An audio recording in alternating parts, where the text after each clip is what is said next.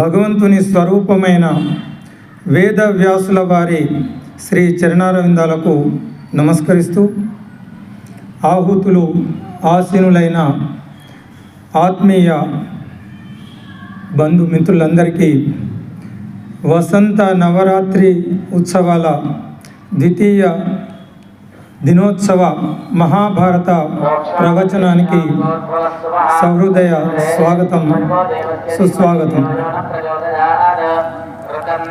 మహాభారతం పంచమ వేదంగా చెప్పబడింది. ప్రపంచంలోనే జ్ఞాన భండాగారాలు వేదాలు. అది భగవద్దత్తమైన 4 వేదాలు. పంచమ వేదం అంటే వేదంతో సమానంగా మహాభారతాన్ని చెప్పడం అంటే అది సామాన్య విషయం కాదు. మరే పుస్తకానికి ఇంతటి ఘనత గౌరవం లేదు. మహాభారతంలో 1,00,000 శ్లోకాలు, 18 పర్వాలు, అందులో వేదాంత సారమైనటువంటి సాక్షాత్ జ్ఞాన భండాగారమైనటువంటి ఉపనిషత్ సార సంగ్రహం భగవద్గీత కూడా మహాభారతంలోనే ఉంది. భారతంలో 18 పర్వాలైతే భగవద్గీతలో 18 అధ్యాయాలు.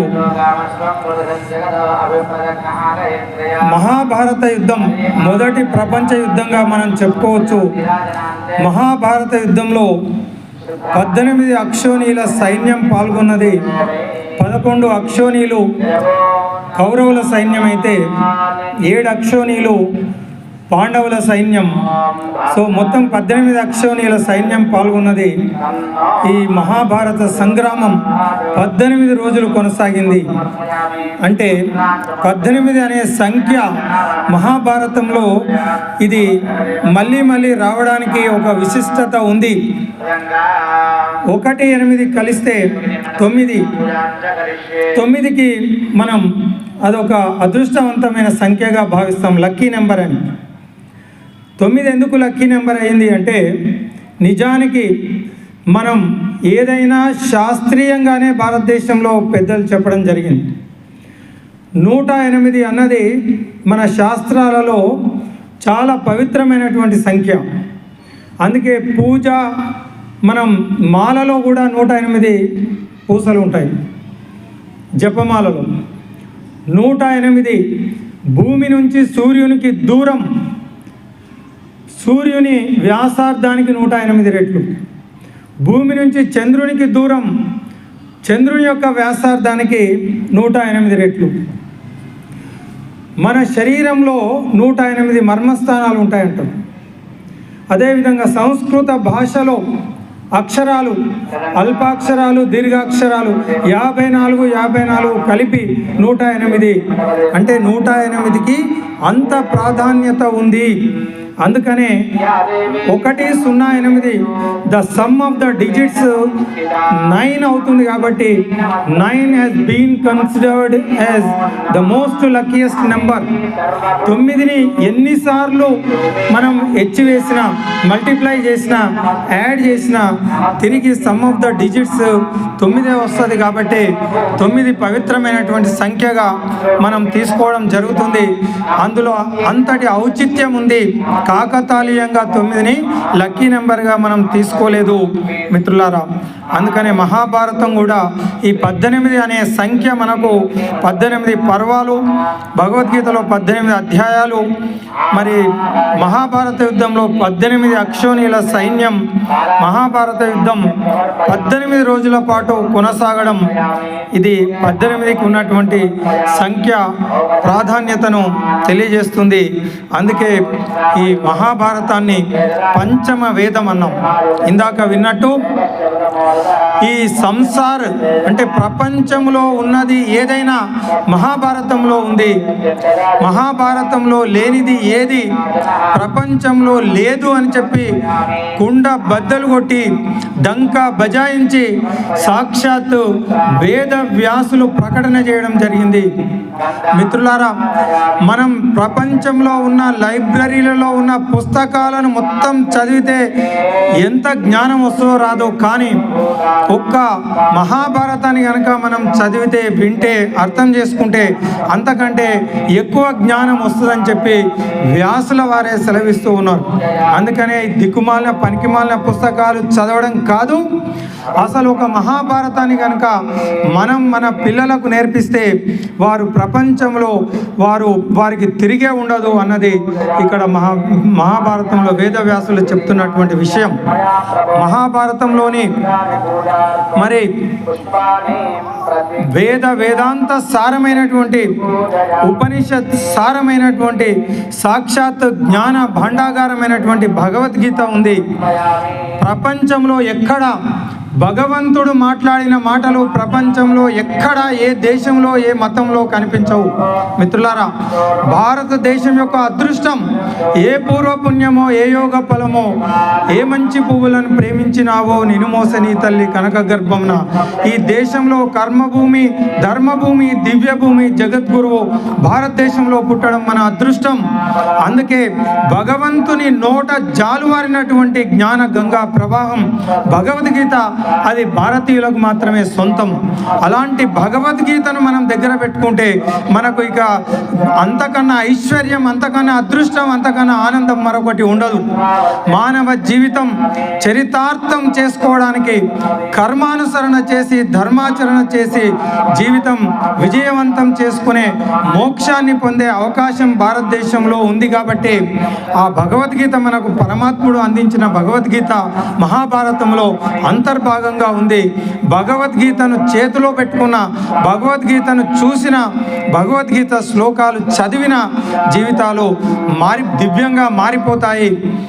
రేపే గచ్చిబౌలి స్టేడియంలో అద్భుతంగా గీతా పారాయణం జరగబోతుంది. 8:30కు లైవ్లో కూడా వస్తుంది. గణపతి సచ్చిదానంద స్వామి చేతుల మీదుగా మనం చదవడం లేదు. ఈరోజు అమెరికా, యూరోప్లో, టెక్సాస్లో వేలాది మంది పిల్లలు భగవద్గీత కంఠస్థం చేస్తూ ఉన్నారు. 700 శ్లోకాలు వెనక నుంచి ముందుకు, ముందు నుంచి వెనకకు స్పాంటేనియస్గా మధ్యలో ఏ అధ్యాయం ఏ శ్లోకం చదవమంటే తిరగేసి రివర్స్లో కూడా చదివి గిన్నీస్ బుక్ రికార్డ్ చేస్తూ ఉన్నారు.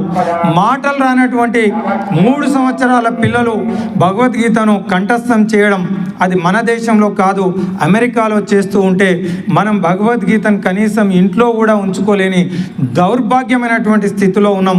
మనమంతా మరి ఆలోచించవలసిన విషయం. మిత్రులారా, పొద్దున్నే నేను గచ్చిబౌలి స్టేడియంకు వెళ్ళి గణపతి సచ్చిదానంద స్వామి నాద సాగర ఆ మహా సంగీత ఉత్సవంలో పాల్గొని వచ్చిన. రేపు కంఠస్థం వాళ్ళు భగవద్గీత పారాయణం జరుగుతుంది. మరి మనం ఏం చేస్తున్నాం? అక్కడ మా మిత్రురాలు ఒకరు అమెరికా నుంచి వచ్చింది. 10 లక్షలు నెలకు జీతాన్ని వదిలిపెట్టిన ఆమె భగవద్గీతకి అంకితం అయిపోయింది. భగవద్గీతను మొత్తం కంఠస్థం చేసిన వందన గారు అని చెప్పి ఇప్పుడు ఉన్నారు హైదరాబాద్లో. ఈరోజు మార్నింగ్ మేము వెళ్ళి వచ్చినాం. ఆమె ఆరోగ్య పరిస్థితి లేచి కూర్చోలేని పరిస్థితిలో ఉన్నదట 5-6 సంవత్సరాల క్రితం. ఎప్పుడైతే ఈ భగవద్గీత పారాయణం ప్రారంభించిందో డాక్టర్లు కూడా నయం చేయలేనటువంటి రోగం భగవద్గీత చదవడం వల్ల నయమైపోయింది. అద్భుతంగా ఈరోజు ఆమె ఇప్పుడు రేపు పాల్గొంటున్నది. అందులో ఆమె పనులు ఆమె చేసుకుంటూ ఉంది. ఆమె చెప్పిన విషయం, సార్ నాకు ఏ అనారోగ్యం వచ్చినా, నెత్తినొప్పి వచ్చినా, జ్వరం వచ్చినా ఈ దిక్కుమాల డాక్టర్ల దగ్గరికి నేను వెళ్ళను. భగవద్గీతలోని 2-3 శ్లోకాలు చదువుకుంటే నాకు ఉపశమనం కలుగుతుంది అని చెప్తే మనం నమ్మాలి. అంతకంటే పెద్ద రోగం ఏంటంటే అనుమానం. మనం మునులు ఋషులు అందించినటువంటి దివ్య జ్ఞానాన్ని పక్కన పెట్టి దిక్కుమాలిన ఈ పాశ్చాత్య నాగరికత ప్రభంజనంలో పడి కొట్టుకుపోతూ ఉన్నాం. ఇక్కడ చూడండి, ఇంత కష్టపడి ఇలాంటి ఒక అద్భుతమైనటువంటి అవకాశం ఎందుకు ఏర్పాటు చేసిండ్రు? మన జీవితాలు ధన్యం చేసుకోవడానికి, దివ్యం చేసుకోవడానికి, చరితార్థం చేసుకోవడానికి, మన జన్మకు ఒక అర్థం పరమార్థం. పుట్టలేను చెదలు పుట్టదా గిట్టదా విశ్వతాభిరామ వినురవేమ అన్నట్టు పుడుతూ చావడం కాదు జీవితం అంటే. ఒక చరితార్థం చేసుకోవాలి, ఒక పురుషార్థాన్ని పొందాలి అంటే మనకు మహాభారతం, రామాయణం, భాగవతం అద్భుతమైనటువంటి గ్రంథాలు. ఈ మూడింటిని కనుక ముట్టుకుంటే, వీటిని వింటే, చదివితే మన జీవితాలు దివ్యంగా మారిపోతాయి. ఆమె చెప్తూ ఉంది, అమెరికాలో ఏ పిల్లలైతే భగవద్గీత పారాయణం చేస్తూ ఉన్నారో వాళ్ళు జీవితంలో అద్భుతమైనటువంటి విజయాలు సాధించి ఉన్నతమైన ఉద్యోగాల్లో చేస్తూ ఉన్నారు. వాళ్ళు చక్కగా చదువుతో పాటు సంస్కారవంతంగా జీవితాన్ని గడుపుతూ ఉన్నారు.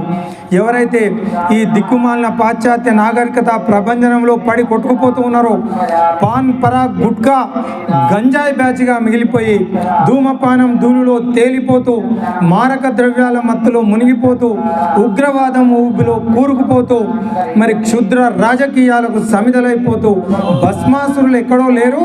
ఈరోజు ఈ దుర్వ్యసనాలకు బానిసలైన ప్రతి యువత ఒక భస్మాసురుడే. వాని బంగారు భవిష్యత్తును వాళ్ళే పాడు చేసుకుంటూ ఉన్నారు. మనం కూడా చూస్తూ ఉన్నాం, టీవీలలో ఎంతోమంది డ్రగ్స్ తినుకుంటూ ఈరోజు ఆ బానిసలుగా మారిపోయి డ్రగ్ ఎడిక్ట్స్ అయిపోయి పేరెంట్స్ కూడా, కుటుంబాలకు, దేశానికి భారంగా మారిపోయినటువంటి యువతరాన్ని చూస్తూ ఉన్నాం. ఇలాంటి కార్యక్రమాలకు తల్లిదండ్రులు పనిగట్టుకొని యువతను తీసుకురావాల్సిన అవసరం ఉంది.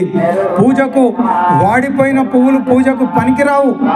అసలు జీవితాలను దివ్యంగా మర్చుకోవాలంటే చిన్న వయసులోనే పిల్లలకు చక్కటి సంస్కారాన్ని అందించినప్పుడు వాళ్ళ జీవితాలు ఉద్ధరించబడతాయి.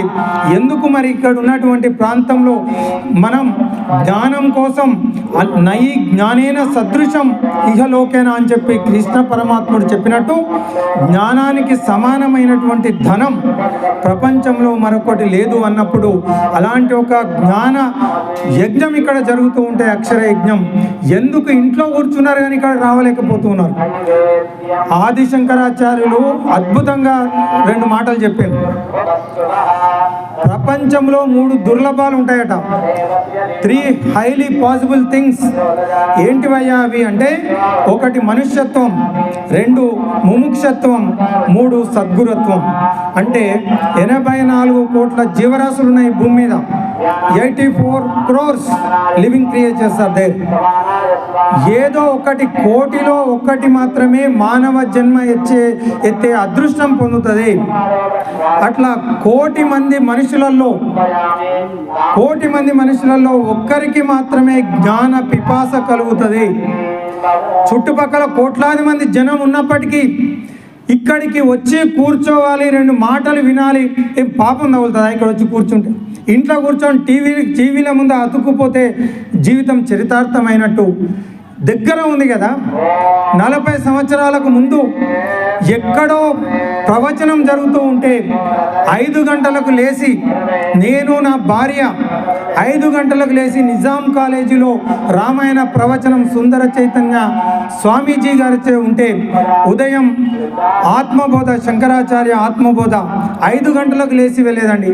భోజనం రోజు చేస్తాం కదా, ఇలాంటి మహాభాగ్యం మళ్ళీ దొరకదు. 5 గంటలకు వెళ్ళి 7:30 వరకు ప్రవచనం విని, మళ్ళీ ఉద్యోగానికి 30-40 కిలోమీటర్లు వెళ్ళి, సాయంత్రం మళ్ళీ నిజాం కాలేజీ గ్రౌండ్కు వెళ్ళి రామాయణ ప్రవచనం విని రాత్రి 10 గంటలకు ఇంటికి వస్తాం. మనం 100 సంవత్సరాలు బ్రతికితే ఇలాంటి 1-2 రోజులే మన జీవితంలో అవి నిజమైనటువంటి రోజులుగా మనం జీవించినట్టు. ఎందుకు ఇంటి పక్కలో ఒక మంచి కార్యక్రమం పెట్టుకుంటే ఎందుకు రాలేకపోతూ ఉన్నారు అంటే, పూర్వజన్మ సుకృతం ఉంటే తప్ప మంచి మాటలు వినాలనే సంస్కారము ఎవరికి ఉండదు. నాకు ఇక్కడ ఉన్నటువంటి చిన్నపిల్లలు, తల్లులు మీకు నమస్కారం చేస్తూ ఉన్న మీ సంస్కారానికి ఇదంతా పూర్వజన్మ సుకృతం ఉంటే తప్ప మంచి మాటలు వినాలని అనిపించదు. అందుకనే మీరంతా అదృష్టవంతులు 2 విధాలుగా. ఎందుకంటే మానవ జన్మ మనకు లభించింది. ఒక జంతువుకు ఈ జ్ఞానం పొందే అవకాశం లేదు, మనుషులకు మాత్రమే ఉంది. కానీ మనుషులుగా పుట్టిన చాలామందికి మంచి మాటలు వినే సంస్కారం ఉండదు. కానీ ఈరోజు ఇక్కడికి వచ్చిన కొద్దిమంది రోజులైనా పర్వాలేదు, మీకు పూర్వజన్మ సుకృతం. చిన్నపిల్లలకు అర్థమవుతుందో కాదో వాళ్ళు వచ్చి కూర్చున్నారు, ఇక్కడ పెద్దలు రోజు వస్తూ ఉన్నారు. మీరు చాలు, ఇక్కడ వందల లక్షల మంది అవసరం లేదు. ఇలాంటి సంస్కారం మీకు ఉన్నందుకు చాలా సంతోషం తల్లి. ఇవి 3వ దుర్లభం. మానవ జన్మ లభించిన నేర్చుకోవాలనే కుతూహలం ఉన్న మంచి మాటలు వినాలని చెప్పేవాళ్ళు లేకపోతే కూడా మనం వినలేం. కాబట్టి సద్గురుత్వం అంటే మంచి మాటలు చెప్పేవాళ్ళు మనకు దొరకాలి. ఈ 3 మనకు లభించినవని చెప్పి నేను అనుకుంటూ ఉన్నా. ఇక్కడ ఉన్నటువంటి హిందూ బంధువులు, భగవత్ స్వరూపాలు, మీరంతా భగవంతుని కృపకు పాత్రులు కాబట్టి ఈరోజు ఇక్కడ కూర్చున్నారు. లేకపోతే మిగతా వాళ్ళలాగా బయటే ఉండొచ్చు. మనం ఈ చక్కటి అవకాశాన్ని మనకు ఏర్పాటు చేసినటువంటి పాండు గారు, ఈ కారుణ్య భారతి ఆర్గనైజర్స్ వాళ్ళందరికీ మనస్ఫూర్తిగా అభినందనలు తెలుపుకుంటూ ఉన్నా మిత్రులారా. ఇక ఈరోజు ప్రతి విషయాన్ని హాఫ్ నాలెడ్జ్ ఫెలోస్ ఇవి పురాణాలని చెప్పి కొట్టిపారేస్తూ ఉంటారు.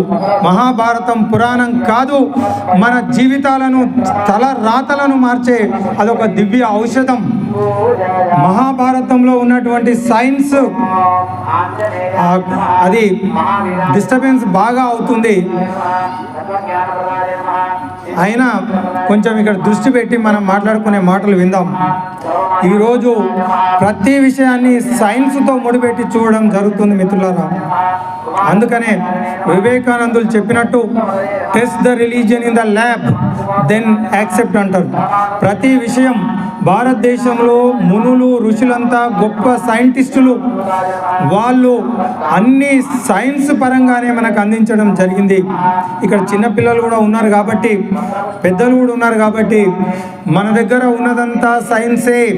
మన ఆచార వ్యవహారాలు, మన కట్టుబాట్లు, మన ఆహార అలవాట్లు అంతా బ్రహ్మాండమైనటువంటి సైంటిఫిక్గానే మన పెద్దలు మనకు అందించిండ్రు. అందులోని విషయాలు తెలుసుకుంటే ఇంకా మనం అదృష్టం, ఆనందం, ఆరోగ్యం అన్నీ కలుగుతాయి.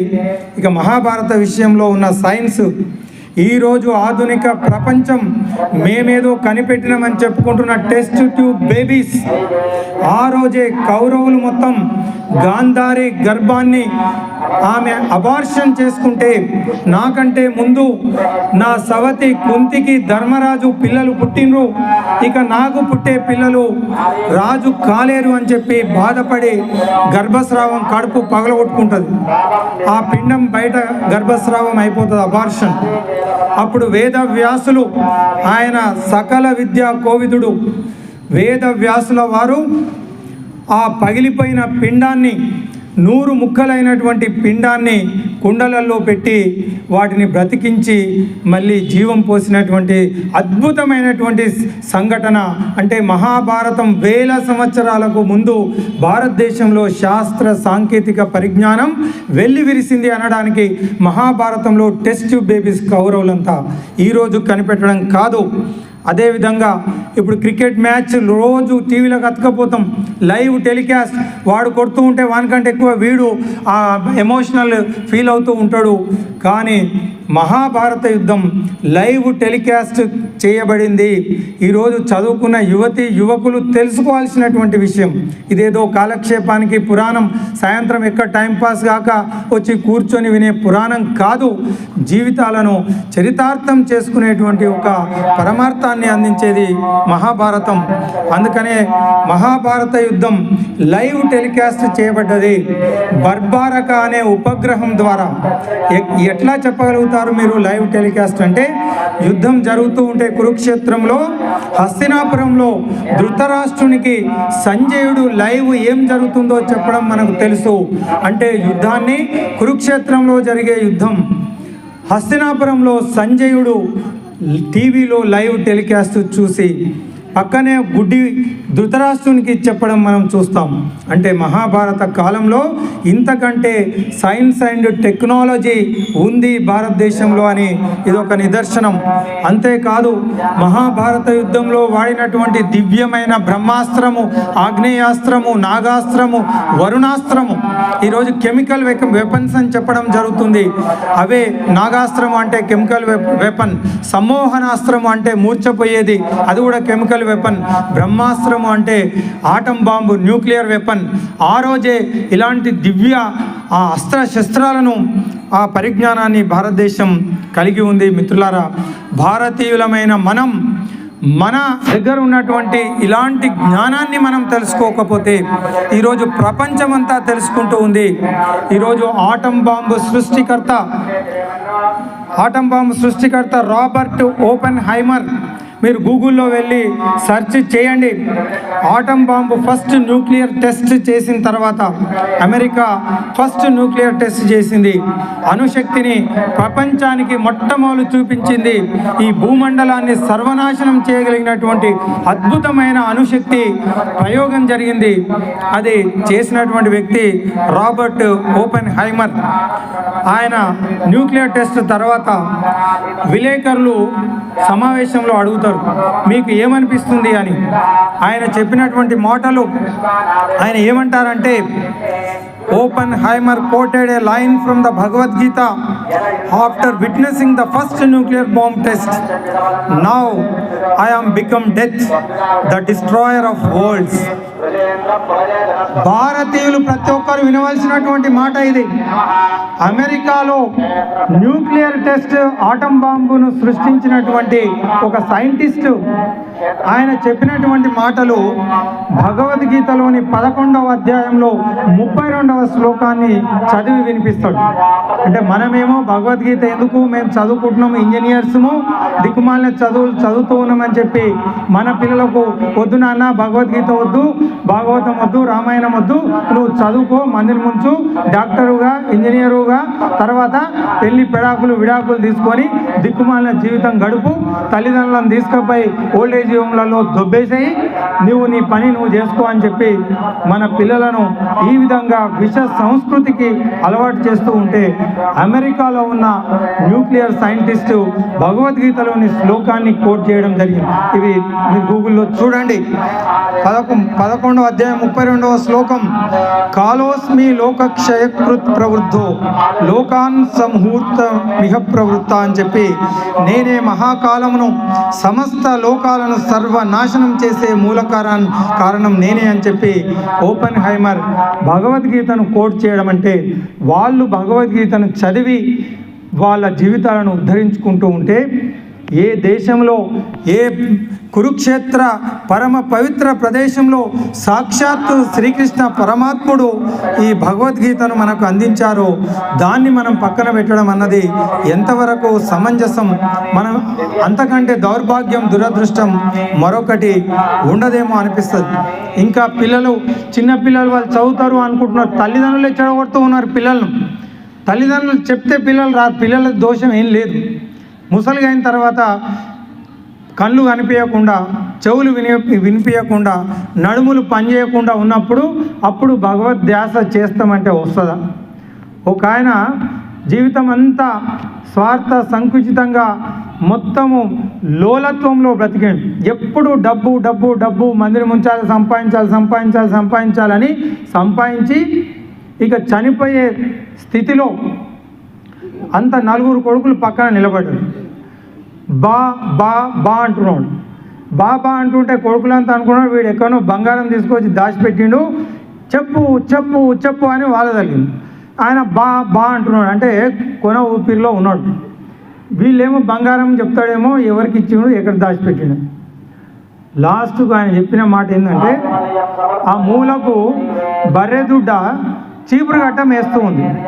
ఆ చీపురు గట్ట తింటుందిరా, మీరు చూస్తలేరు అని చెప్పి చచ్చిపోయే ముందు కూడా చీపురు గట్ట గురించి ఆలోచించే దౌర్భాగ్యులు వాళ్ళు తిరిగి మనుషులై పుట్టారు.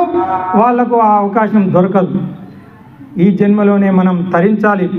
అందుకే దూర్జటి మహానుభావుడు అంటారు, దంతంబుల్ పడనప్పుడే కాంతాసంగము రోయనప్పుడే వింతల్ మేన చరించనప్పుడే కురుల్ వెల్వెల్ల గానప్పుడే తనువునందు ఆరూడి ఉన్నప్పుడే చింతింపన్వలని పదాంబుజములను శ్రీకాళహస్తీశ్వర అని చెప్పి మరి శరీరము కళ్ళు శరీరము దారుఢ్యంగా ఉన్నప్పుడు మనసు భగవంతుని పైకి వెళ్ళకపోతే ముసలితనంలో అది వచ్చేది కాదు.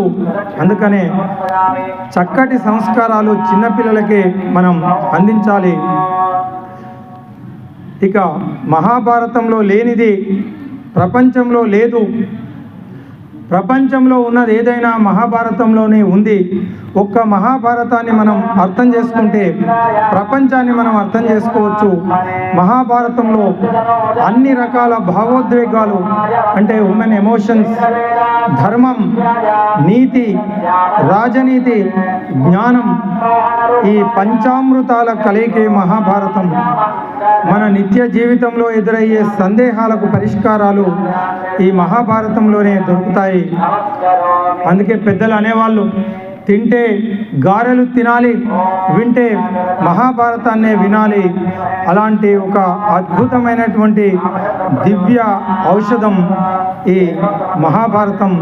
మిత్రులారా, అలాంటి మహాభారత ప్రవచనం మనం ఈ పరమ పవిత్రమైనటువంటి ఈ ఆర్ఎస్ఎస్ మైదానంలో విశ్వ హిందూ పరిషత్ కారుణ్య భారతి వాళ్ళు ఏర్పాటు చేయడం అన్నది చాలా సంతోషించదగ్గ విషయం.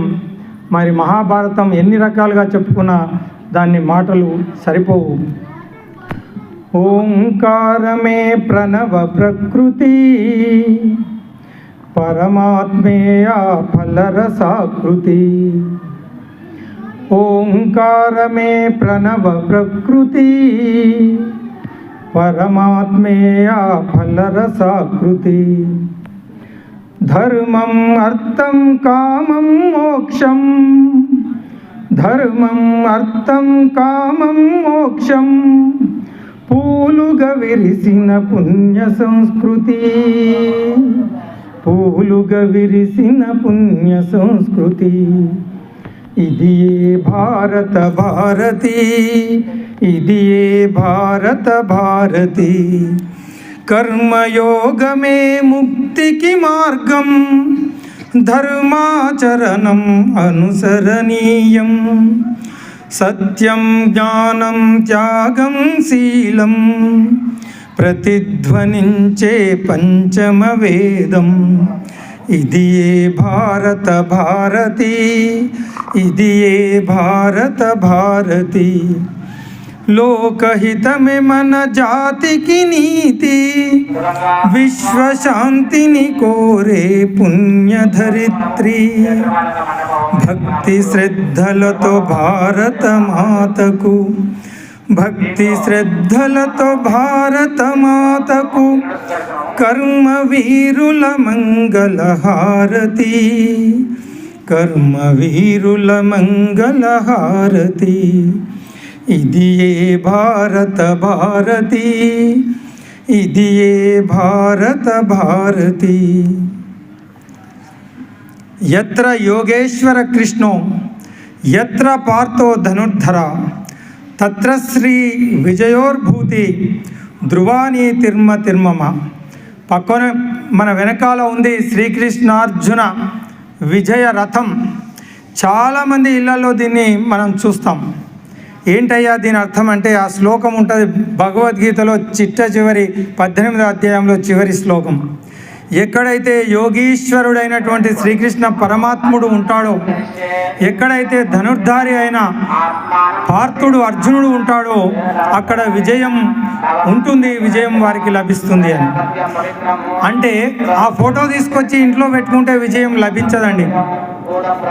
ఎందుకంటే ప్రతి విషయంలో అర్థం, అంతరార్థం, పరమార్థం అనేది ఉంటుంది. దాన్ని అర్థం చేసుకొని ఆచరిస్తే మన జీవితాలు చరితార్థం అవుతాయి, మనకు విజయాలు లభిస్తాయి. కానీ కేవలం ఫోటోలు పెట్టుకుంటే, పుస్తకాలు నెత్తి కింద పెట్టుకుంటే చదువు రాదు. ఆ ఫోటోలు ఇంట్లో పెట్టుకొని ఆ దిక్కుమాలిన సీరియల్ చూసి ఆలోచనలు చేస్తే జీవితాలు దివ్యంగా మారిపోవు.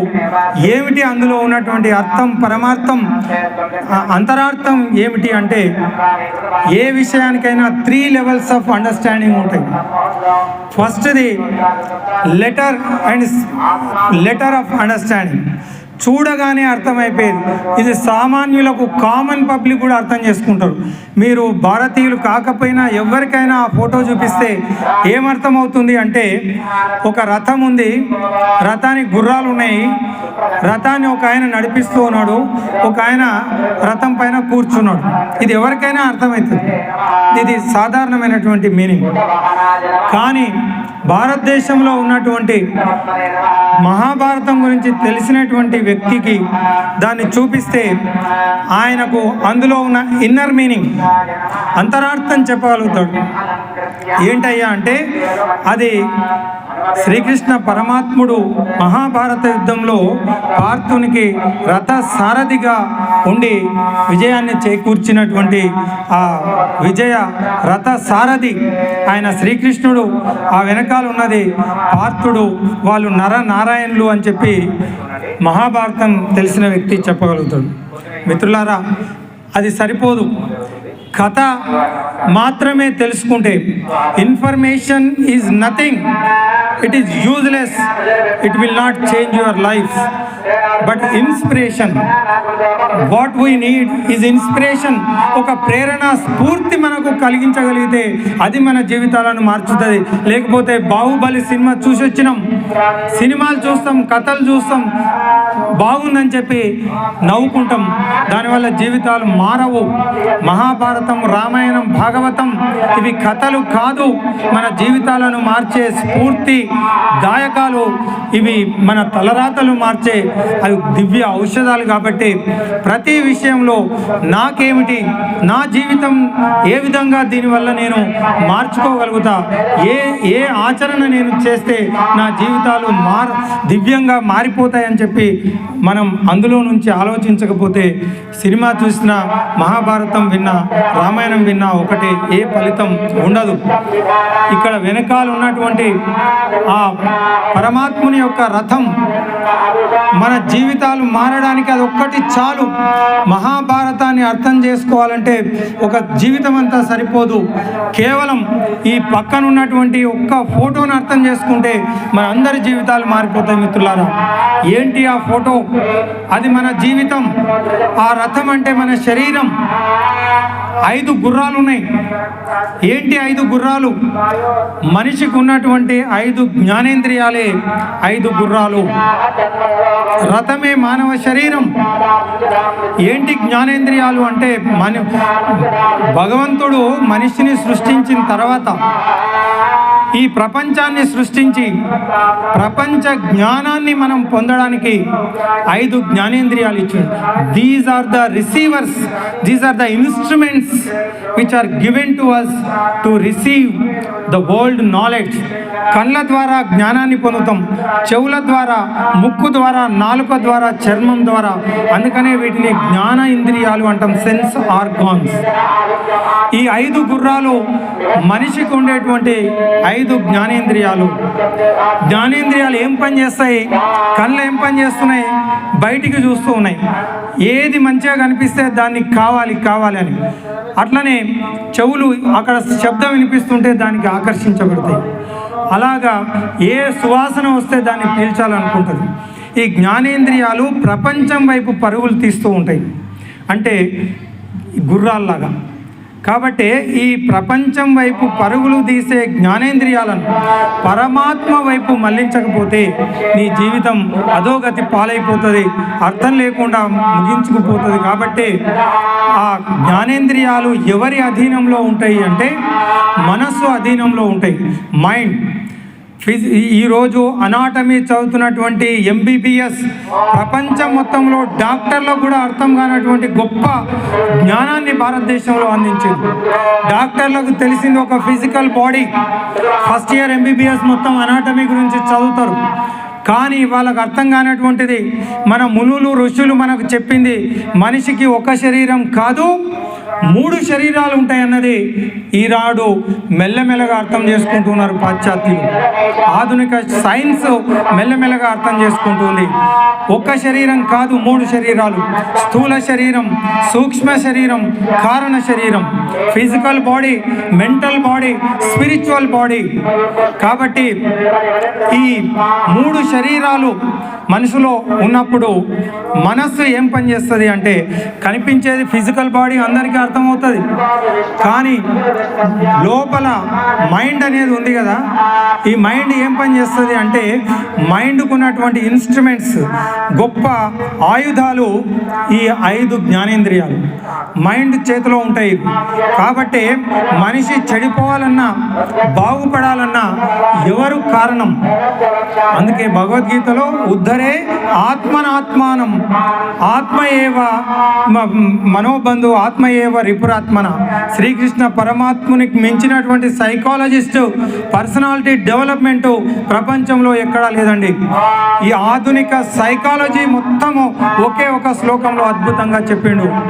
మీకు పరమ శత్రువు ఎవరు ఎప్పుడైనా ఆలోచించిండ్రా? మీరు నాశనం కావడానికి కారణం నీ శత్రువు ఎవరు అంటే నీ మనస్సే నీ శత్రువు. నీకు పరమాత్ముడు ఎవరు అంటే నీ మనస్సే నీ పరమాత్మ. అదేంటి రెండు ఎట్లా అవుతారు అంటే, if you can use your mind can become your best friend, otherwise your mind becomes your worst enemy. నీ మనస్సును నువ్వు నియంత్రించగలిగితే, నీవు అనుకున్నట్టు నీ మనస్సు విని చేయగలిగితే, ఈరోజు 5 గంటలకు లేవాలి, చదవాలి, ఈరోజు సాయంకాలం ప్రవచనానికి వెళ్ళాలి, ఇట్లా నువ్వు అనుకున్నది నువ్వు చేస్తే ఆటోమేటిక్గా నీకు సక్సెస్ అనేది వస్తుంది. ఎందుకు కొంతమంది జీవితంలో ఫెయిల్యూర్స్ అవుతారు అంటే, వాళ్ళు చెప్పినట్టు వాళ్ళ మనస్సు వినదు. ఎవరు జీవితాన్ని అఘాయిత్యం చేసుకోవాలి, జీవితం పాడు చేసుకోవాలని ఎవరు అనుకోరు, కానీ కొద్దిమంది జీవితంలో సక్సెస్ విజయాన్ని సాధిస్తారు. ఎవరు విజయాన్ని సాధిస్తారు అంటే, ఎవరి మనస్సు వాళ్ళ అధీనంలో ఉంటుందో వాళ్ళే విజయాన్ని సాధిస్తారు. కాబట్టి మనస్సు, ఇంద్రియాలు మనస్సు అధీనంలో ఉంటాయి. ఈ మనస్సు యొక్క గుణం ఇది చంచలంగా ఆలోచిస్తూ ఉంటుంది. Mind is very sensitive. మంచి చెడు కూడా ఆలోచిస్తుంది. ఒక అందమైన అమ్మాయి కనిపిస్తే అమ్మాయితో మాట్లాడాలనిపిస్తుంది ఒక అబ్బాయికి, కానీ మనసు చెప్పినట్టు వెళ్ళి మాట్లాడితే అమ్మాయి చెంప పగలగొట్టవచ్చు. వెంటనే మైండ్ను ఎవరు కంట్రోల్ చేయాలి? బుద్ధి. ఎవడైనా తప్పు చేస్తే ఏం చెప్తాం మనం? నీకు మైండ్ లేదా అని అనం, నీకు బుద్ధి ఉందారా అంటాం. అంటే మన శరీరంలోనే ఇంద్రియాలు ఉన్నాయి, మనస్సు ఉంది, బుద్ధి ఉంది. కాబట్టి ఇంద్రియాలు మనస్సు అధీనంలో ఉంటాయి. మనస్సు ఏమో చంచలంగా మంచి ఆలోచిస్తుంది, చెడు ఆలోచిస్తుంది. కాబట్టి మనస్సు చెడు ఆలోచించినప్పుడు ఎవరు మనస్సుకు బుద్ధి చెప్పాలంటే intellect, sense organs, mind and intellect. ఇంద్రియాలు, మనస్సు, బుద్ధి. ఇక్కడ గుర్రాలు ఇంద్రియాలు, సెన్స్. కళ్ళాలు మైండ్. ఈ కళ్ళాలు ఎవరి చేతిలో ఉన్నాయి? శ్రీకృష్ణ పరమాత్ముని చేతిలో ఉన్నాయి. కాబట్టి ఎవరి బుద్ధి మనస్సును నియంత్రిస్తుందో ఆ వ్యక్తి విజయాన్ని సాధిస్తాడు అని చెప్పి శ్రీకృష్ణ అర్జున రథం మనకు తెలియజేస్తుంది. ఆ విధంగా మనం ఆచరిస్తే విజయాన్ని మనం పొందగలుగుతాం. కానీ ఆ ఫోటోలు ఇంట్లో నెత్తి మీద ఫోటోలు పెట్టుకుంటే విజయం లభించదు మిత్రులారా. ఇంతటి అద్భుతమైనటువంటి జ్ఞానం 10 రోజులు మాట్లాడవచ్చు దాని గురించి. మహాభారతం అంటే అర్థం చేసుకోవడానికి ఇది మచ్చుతునక. అందుకనే ఎవరి జీవితం పరమాత్మను ముందు పెట్టుకొని ఏ కార్యాన్నైనా మనం చేస్తే తప్పకుండా విజయం లభిస్తుంది. అర్జునుడు పరమాత్మను నమ్ముకున్నాడు అది విజయాన్ని పొందగలిగిండు. అదేవిధంగా శ్రీకృష్ణార్జున రథం అనేక సందేశాలు మనకిస్తూ ఉంది.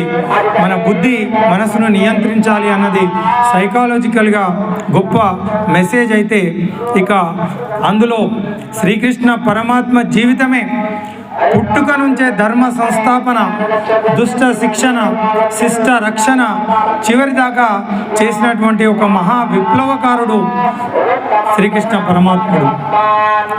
ఆ రోజుల్లో కూడా చాలా ఫాల్స్ ప్రెస్టేజ్ అంటాం మనం, చాలా వరకు చూస్తాం మీటింగ్లు అవుతూ ఉంటే నా పేరు ముందు పిలవలేదు, నా పేరు తర్వాత పిలిచిండ్రు అని చెప్పి గొడవలు అవుతూ ఉంటాయి. నేను తక్కువ ఆయన కంటే ఎక్కువ నన్ను పిలవాలి ఫస్ట్ అని. కానీ పరమాత్ముడు సకల సర్వశక్తి సంపన్నుడు అయినప్పటికీ సామాన్యమైనటువంటి పనులు చేసి చూపించుడు మహాభారతం.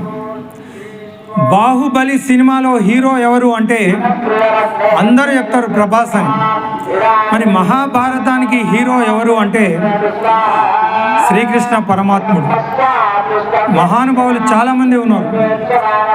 ఆయన ఏమి రాజు, ఏ దేశానికి రాజ్యాన్ని పరిపాలించలేదు, ఎక్కడ కత్తులు బట్టి మహాభారతంలో యుద్ధం చేయలేదు, భాగవతంలో ఉన్నాయి. అయినప్పటికీ మహాభారతానికి హీరో ఎవరు అంటే శ్రీకృష్ణ పరమాత్మ. అందుకనే నువ్వు ఏం పని చేస్తున్నావు అనేది ముఖ్యం కాదు, భారతం నుంచి శ్రీకృష్ణుడు మనకి ఇస్తున్నటువంటి దివ్యమైన సందేశం.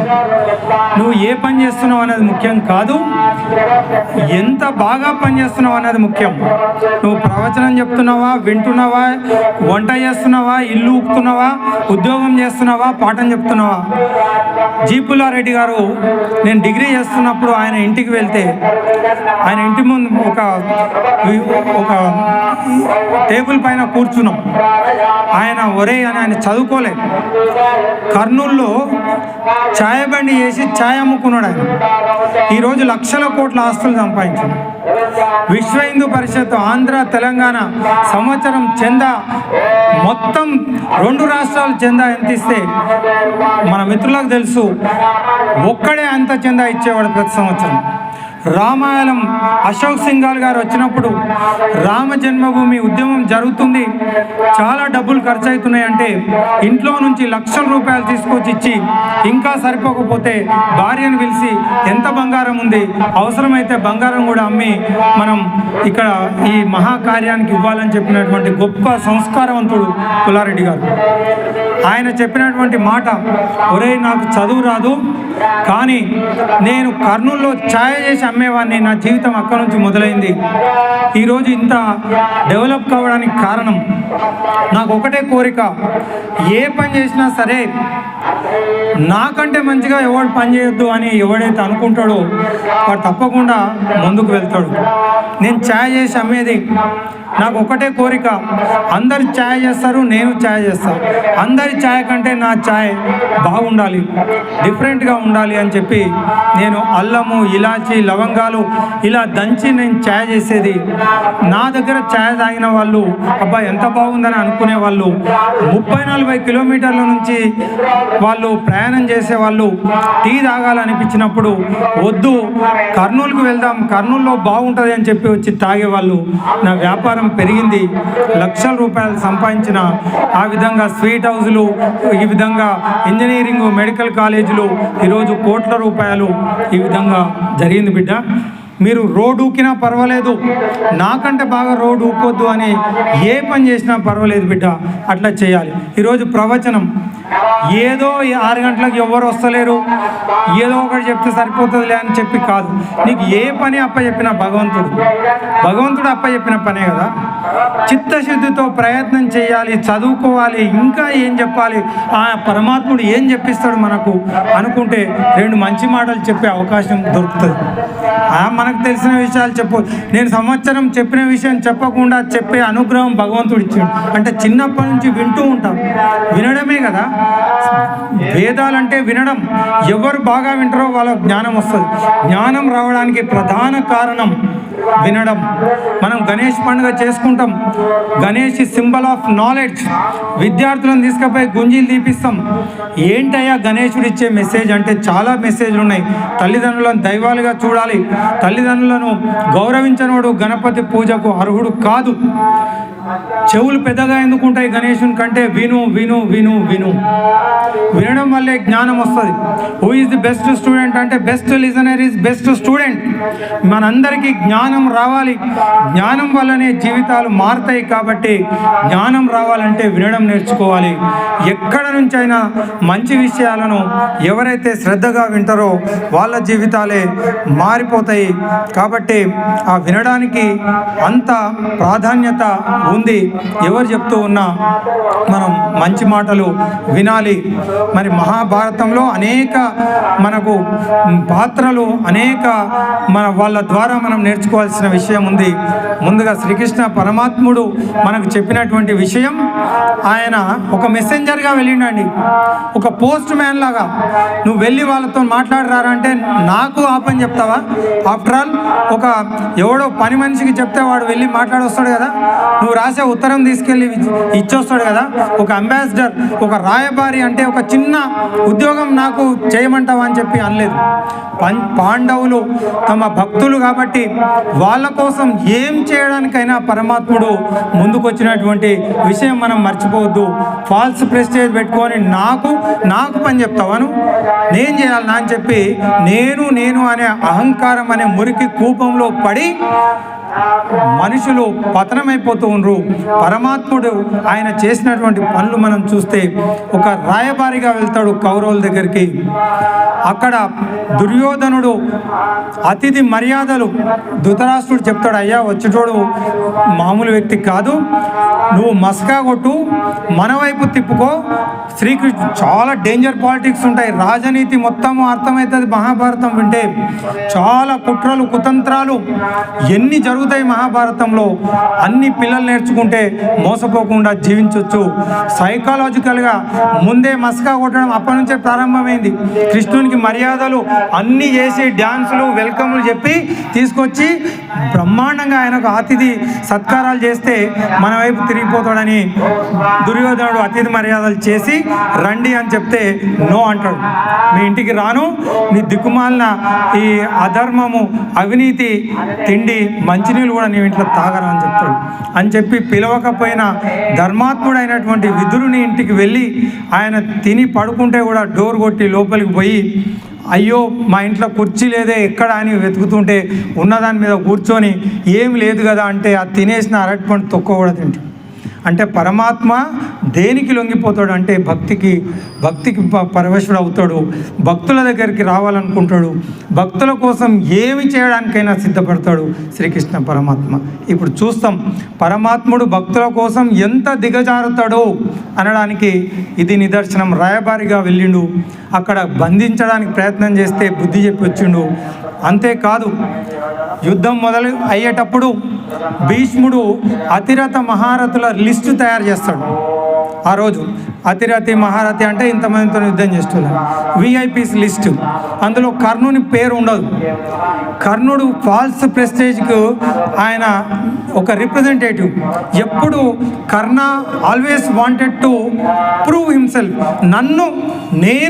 నన్ను గుర్తించను, నేను ఎంత గొప్పవాడిని అని చెప్పి జీవితం అంతా మొత్తం ఆగం చేసుకున్న వ్యక్తి కర్ణుడు. మరొక వైపు అర్జునుడు he wanted to improve himself.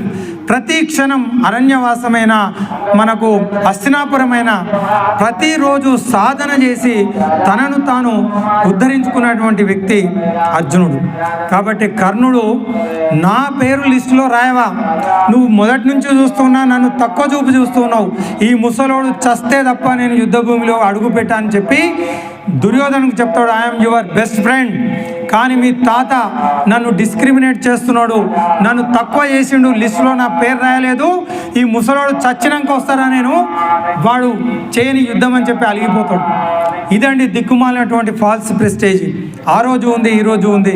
కానీ శ్రీకృష్ణ పరమాత్ముడు అర్జునుని కోసం, నీ కోసం నేను ఒక డ్రైవర్గా ఉంటా అని చెప్పి భక్తుని కోసం భగవంతుడు ఎంతవరకు దిగజారుతాడో పరమాత్ముడు మనకు తెలియజేస్తూ ఉన్నాడండి. ఒక రథ సారథ్యం చేయాల్సిన కర్మ పరమాత్మునికి ఏం పట్టింది అంటే, తన పరమ భక్తుడైనటువంటి అర్జునుడు తనకు ఇష్టమైనటువంటి ఫ్రెండ్ అర్జునుని కోసం డ్రైవర్గా ఉండడానికి అంగీకరించిండు. ఆయన వల్లనే మహాభారత యుద్ధం మరి గెలవడానికి కారణమైండు. ఒక డ్రైవర్ అంటే మామూలు ఏముంటుందండి, డ్రైవింగ్ చేయొచ్చు కదా, కార్లో ఏసీ కార్లో కూర్చొని నడుపుకుంటూ పోతారు. డ్రైవింగ్ అనేది ఈ రోజుకు నువ్వేం పని చేస్తున్నావు అంటే డ్రైవర్ అంటే మనం నామూషిగా ఫీల్ అవుతాం. అదేదో దిక్కుమాల సాఫ్ట్వేర్ ఉద్యోగం అంటే వీడేదో ఉద్ధరిస్తున్నాడు ప్రపంచానికి అనుకుంటాం. ఆ రోజు కూడా అట్లనే ఉంది కదా. సారథి కొడుకు అంటే ఆయన బాధపడే నేను అతిరథుణ్ణి, మహారథుణ్ణి, రాజును, నన్ను గుర్తుపట్టునని కర్ణుడు చేసిన ప్రయత్నమే అది. కానీ పరమాత్ముడు ఆయన ఒక రాజు. అప్పటికే శ్రీకృష్ణ పరమాత్ముని దివ్య లీలలు ప్రపంచానికి తెలుసు. అయినా లోకానికి ఫాల్స్ ప్రెస్టేజ్ గురించి తెలియజెప్పడానికి ఏ పని చేయడం గొప్ప కాదు, ఎంత బాగా పనిచేసినాం అన్నది గొప్ప అని తెలియజేయడానికి ఒక డ్రైవర్గా ఉన్నాడు. అర్జునునికి రథ సారథ్యం వహించిండు. సారథి అంటే ఏంటో తెలుసా? భయంకరమైన యుద్ధ భూమిలో రణగోణ ధ్వనులు వినిపిస్తూ ఉంటే ఎవరు ఏం మాట్లాడుతున్నారో వినిపించదు. ముందు అటాక్ చేసేది డ్రైవర్ను చంపుతారు, డ్రైవర్ మీద బాణాలు వేస్తారు, రథాన్ని కూలగొడతారు, ఆ తర్వాతనే యుద్ధం చేసే వ్యక్తి మీద అటాక్ చేస్తారు. అలాంటి పరిస్థితుల్లో దుమ్ము ధూళి, ఇప్పుడు భీష్ముని గురించి చెప్పుకున్నప్పుడు వస్తుంది మనకు. కుడివైపు రథాన్ని పోనీ అంటే ఆ లొలిలో వినిపించదు. కాబట్టి అర్జునుడు పైన ఉన్నాడు, కుడివైపు రథం తిప్పాలంటే యుద్ధం చేస్తూ ఉంటాడు. ఒక క్షణం కన్ను మూస్తే అవతలి వ్యక్తి బాణం వచ్చి మనకు తాకుతుంది. కాబట్టి కుడి కాలుతో శ్రీకృష్ణుని డొక్కలో అర్జునుడు కాలుతో ఇట్లా కుడివైపు కాలును తాకిస్తే ఓహో కుడికి తిప్పమంటున్నాడు అని కుడికి తిప్పాలి. ఏం కర్మ! శ్రీకృష్ణ పరమాత్మునికి అర్జునుని కాళ్ళ దగ్గర కూర్చొని కాళ్ళతోని తంతూ ఉంటే సంతోషంగా నా భక్తుని కోసం ఆ బాణాలు కుచ్చుకుంటుంటే రక్తాలు కారిపోతుంటే దుమ్ము ధూళి ముఖం మీద వచ్చి పడుతూ ఉంటే అంత కష్టానికి ఓర్చి పరమాత్ముడు శ్రీకృష్ణుని కోసం ఆ రథ సారథ్యాన్ని వహించడం అంటే పరమాత్మ యొక్క వాత్సల్యం మనకు తెలుస్తుంది. మిత్రులారా, ఈ విధంగా అనేక విషయాలు కేవలం ఈ శ్రీకృష్ణార్జున రథాన్ని చూస్తే అనేక విషయాలు మనం అందులో నుంచి గ్రహించవచ్చు. అన్నమాచార్యుడు వెంకటేశ్వర స్వామి ముందు కూర్చొని 60,000 శ్లోకాలు కీర్తనలు రాసినట్టు నాగపని శర్మ గారు అద్భుతంగా ఆసుగా చెప్తారు. ఒక్క రాతి బొమ్మను ఊతగా గ్రహించి వేవేల గీతాలను అవలీలగా రచించిన అన్నమయ్య ఆంధ్ర పద కవిత పితామహుడని అన్నామయ్య అని చెప్పి మీరు కూర్చొని ఇగో ఈ ఫోటో చూసి రాయి అంటే ఓ 10 లైన్లు రాసి అయిపోతుంది. ఇంకేం రాస్తామండి, ఆ బొమ్మను చూసుకుంటే ఇంకేం రాయమంటారు. కానీ అందులో ఉండదు, నీ మనసులో ఉంటుంది. ఒక మహాగ్రంథం రాయొచ్చు, ఒక అగ్గిపుల్ల గురించి, ఒక కుక్క పిల్ల గురించి. కాదేది కవితకు అనర్హం అన్నట్టు నీ మనసులో కనుక నిజంగా ఒక పవిత్రమైన భావన ఉంటే ఒక మహాగ్రంథమే, ఒక ఆ గురించి అమ్మ గురించి మహాగ్రంథం రాయొచ్చు. ఆ విధంగా మహాభారతంలో ఏ ఒక వ్యక్తి గురించి, ఏ ఒక సన్నివేశం గురించి అయినా ఒక మహాగ్రంథాన్ని మనం రాసుకోవచ్చు. దాని గురించి మనం అద్భుతమైన సందేశాన్ని గ్రహించవచ్చు. మిత్రులారా, ఇక ఈరోజు మనం చెప్పుకోవాల్సిన మహానుభావుడు భీష్ముడు, దేవవ్రతుడు, గాంగేయుడు, మందాకిని నందనుడు, అనేక పేర్లతో పిలువబడే మహానుభావుడు. మహాభారతం మొదటి నుంచి చివరి వరకు ఉన్నటువంటి ఏకైక వ్యక్తి భీష్మాచార్యుడు. ఒక రాజును ఆచార్యుడు అని పిలిచే ఏకైక వ్యక్తి భీష్ముడు. మరి ప్రపంచంలో తల్లిదండ్రులు పిల్లలకు పెళ్ళిళ్ళు చేస్తారు, కానీ కొడుకు తండ్రికి పెళ్లి చేసినటువంటి వ్యక్తి నభూతో న భవిష్యతి ప్రపంచంలో ఎక్కడా కనిపించాడు, కేవలం ఒక భీష్మ పితామహుడు తప్ప.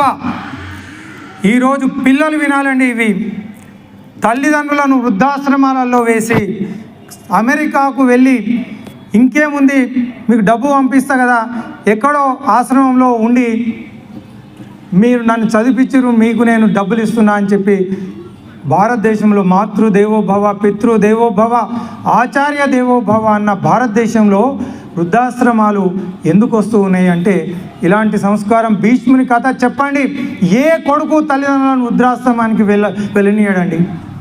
మనం చెప్పాం కదా, మనమే తప్పులు చేస్తున్నాం. వాడు పెద్దగైన తర్వాత ఎందుకు చూస్తాడు, వాడు వేరైపోయి మీ కర్మ మీరు అనుభవించండి అంటే.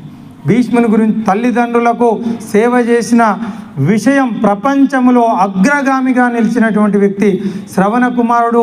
తండ్రి మాట నిలబెట్టడానికి అరణ్యానికి వెళ్ళిన అందరికంటే కూడా అమృతాన్ని తెచ్చి తల్లి దాస్య విముక్తి చేసిన గరుత్మంతుని కంటే కూడా, నేను ఒక పుస్తకం మా నాన్న గురించి రాసిన కనిపించే దేవతలు, కనిపించిన తల్లిదండ్రులు, 21 మంది మహాపురుషుల తల్లిదండ్రులకు సేవ చేసి మహానుభావుల కథలు అందులో పెట్టిన నేను. భీష్ముని కథ అద్భుతమైనటువంటి కథ. ఆయన మహా యోధుడు, వీరుడు, ధీరుడు, శూరుడు. అది పక్కన పెడితే తండ్రి కోసం జీవితాన్ని త్యాగం చేసినటువంటి వ్యక్తి ప్రపంచంలో ఎక్కడా కనిపించడండి. ఏంటి ఆ త్యాగం, ఎవరు చేయగలుగుతారు? ఒక భీష్ముడు తప్ప. అలాంటి మహానుభావుడు భీష్మ పితామహుడు. ఆయన పేరు భీష్ముడు కాదు, దేవవ్రతుడు. భీష్ముడు ఎందుకైండో మనం చూస్తాం. ఇచ్ఛామృత్యు, సాక్షాత్తు భగవంతుడు కూడా భీష్ముడిని చంపలేడు.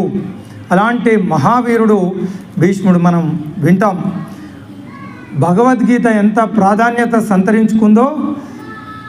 విష్ణు సహస్రనామాలు, భీష్మ పితామహుడు చెప్పినటువంటి అంపశయ్యపై విష్ణు సహస్రనామాలకు అంత ప్రాధాన్యత ఉంది. భగవద్గీత తర్వాత అంత గొప్ప స్థానం ఉంది. సాక్షాత్తు ఆదిశంకరులు భాష్యం రాసిండ్రు విష్ణు సహస్రనామాలకు. ఇక అందరం పితృతర్పణాలు చేస్తాం. మన తాతలు ముత్తాతలకు పిండ ప్రదానం చేస్తాం. కానీ భీష్మునికి పెళ్ళి లేదు, పిల్లలు లేరు. ఆయన ప్రపంచం మొత్తానికి పితామహుడుగా ఆయన చలామణి అవుతూ ఉన్నారు. ప్రతి హిందువు భీష్మ పితామహునికి పితృతర్పణం చేయడం కేవలం ఒక భీష్మునికి మాత్రమే అది దక్కింది. మనందరికీ తాత ఎవరు అంటే భీష్మాచార్యులే.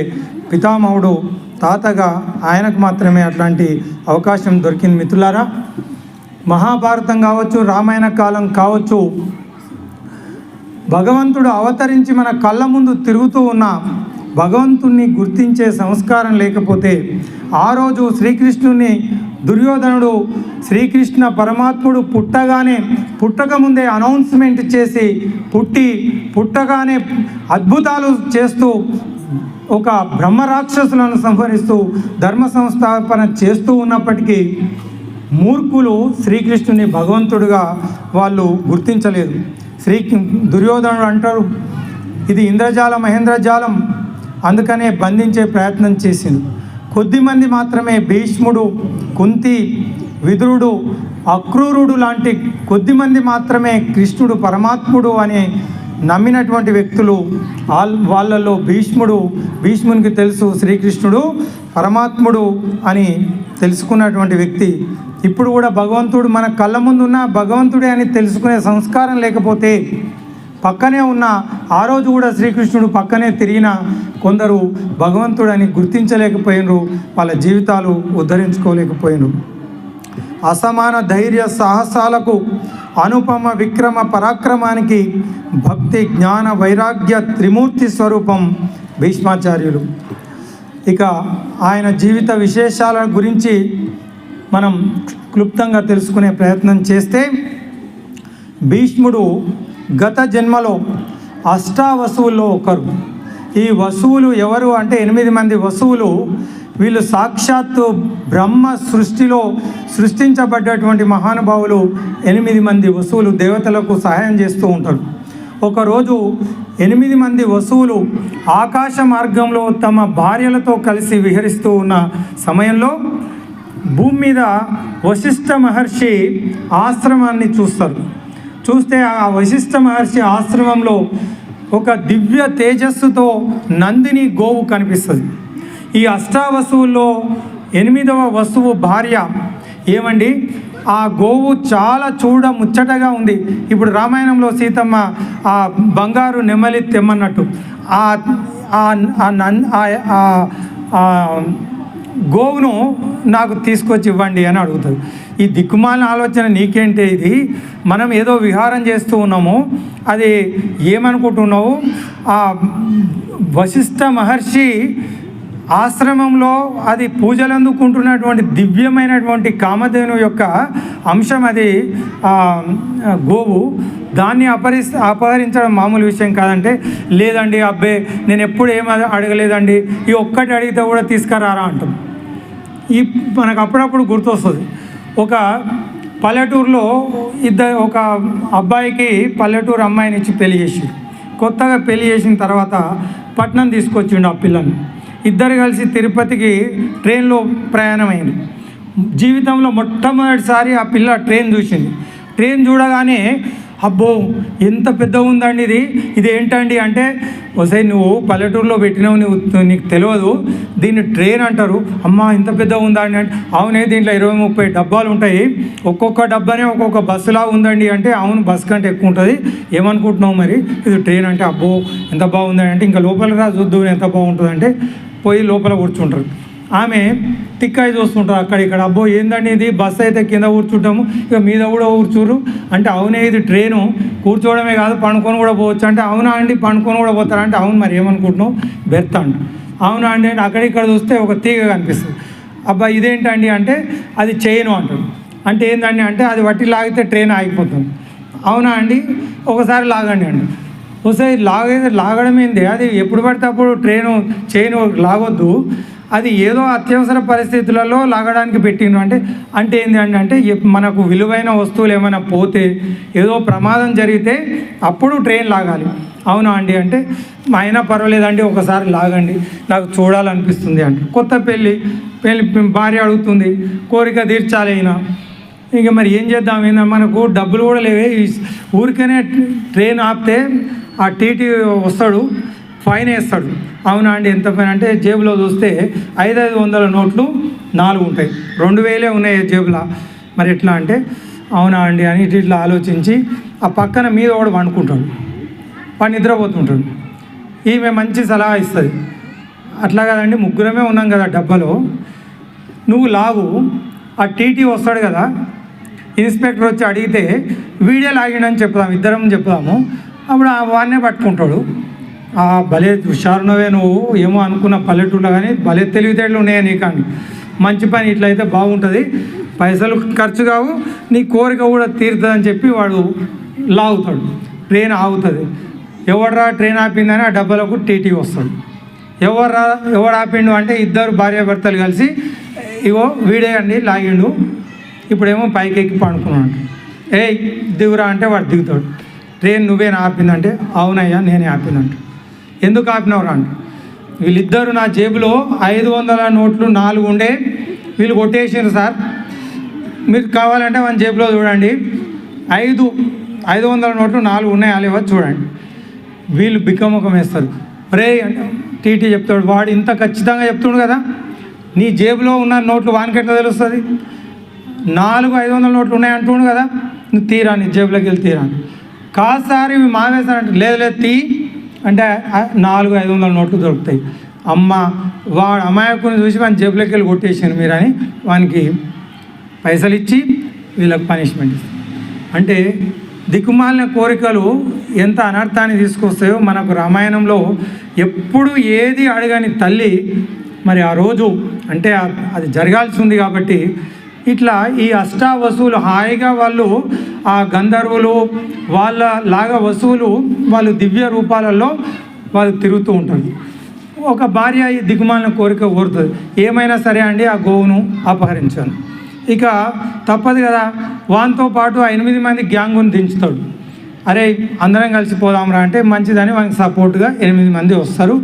అది వశిష్ఠుని ఆశ్రమంలో నందిని గోవును ఎత్తుకొని పోతారు. వశిష్ఠుడు చూసి దివ్య దృష్టితో, ఎవడరా ఈ దిక్కుమాలిన పని చేసింది, ఎవరైతే ఈ దిక్కుమాలిన పని చేసినరో, ఈ నీచమైన పని చేసినరో వాళ్ళు మానవులుగా భూలోకంలో జన్మింతురుగా కానీ శాపం ఇస్తారు. వెంటనే శాపం ఇచ్చిండని తెలుసుకొని వశిష్ఠుని దగ్గరకు వచ్చి మొరపెట్టుకుంటారు. అయ్యా మేం కాదు, వీని వెనకాల వచ్చినాము, వీనితో పాటు తిరుగుతూ ఉన్నాము. ఇప్పుడు పోలీసు వాళ్ళు కూడా అందరు కలిసి ఏదైనా నేరం చేస్తే అందరినీ పట్టుకొని పోతారు, చేసినవని పట్టుకపోతారు, వాని వెనకాల ఉన్నాను. మాదేం తప్పులేదు, వీని భార్య ఇట్లా చేసిండ్రు, మాదేం పొరపాటు లేదు అంటే వశిష్ఠుడు మహర్షులు కాబట్టి దయామయులు, సరే అయితే శాపం అయితే పెట్టినా అది తప్పకుండా అనుభవించాలి. మీరు తప్పు చేయలేదు కదా, కాలి వెంట వచ్చింది కాబట్టి మీరు భూలోకంలో జన్మించి వెంటనే మళ్ళీ మీరు మీ పూర్వ రూపాలకు వస్తారు, మీ జీవితాన్ని అక్కడనే ముగించి. కానీ ఎవరైతే ముఖ్యంగా ఈ నేరం చేసిండో ఆ వసువు మాత్రం దీర్ఘకాలం భూలోకంలో ఉండాలి అని చెప్పి ఆ వశిష్ఠుడు శాప విమోచనం చెప్తాడు.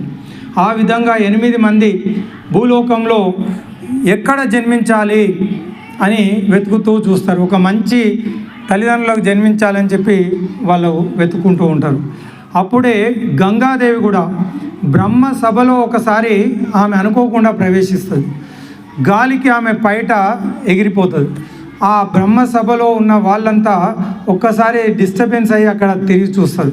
బ్రహ్మకు కొంచెం కోపం వచ్చి, ఏంటమ్మా ఈ విధంగా ప్రవర్తించినవు అని చెప్పి, నీవు కూడా కొంతకాలం భూలోకంలో ఆ మానవ రూపంలో కొంతకాలం నువ్వు ఈ పశ్చాత్తాపాన్ని అనుభవించు అని చెప్పి ఆ గంగాదేవికి చెప్పడం జరుగుతుంది. అట్లా గంగా ఎవరి భార్యగా ఉండాలని చెప్పి ఆమె వెతుకుతూ భూలోకానికి వస్తూ ఉంటుంది. ఈ అష్టావసువులు ఎవరి గర్భంలో జన్మించాలని చెప్పి వస్తూ ఉంటే ఇద్దరు కలుస్తారు. అమ్మ ఎక్కడ వెళ్తున్నావు అంటే ఇట్లా ఉంది సంగతి అండి.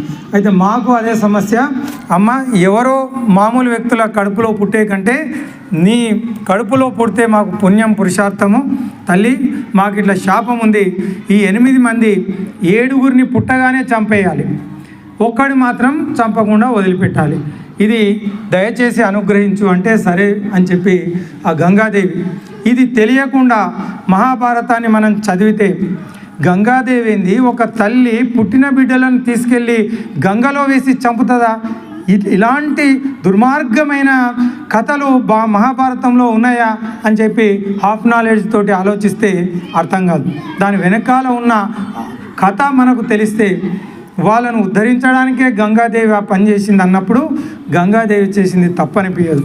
ఆ విధంగా గంగాదేవి గంగా తీరంలో విహరిస్తూ ఉన్నప్పుడు చంద్రవంశానికి చెందిన మహారాజు శంతనుడు గంగా తీరంలో ఆయన విహరిస్తూ ఉండగా ఈ గంగాదేవిని చూసి మోహించి వివాహం చేసుకోవడానికి ప్రస్తావిస్తాడు.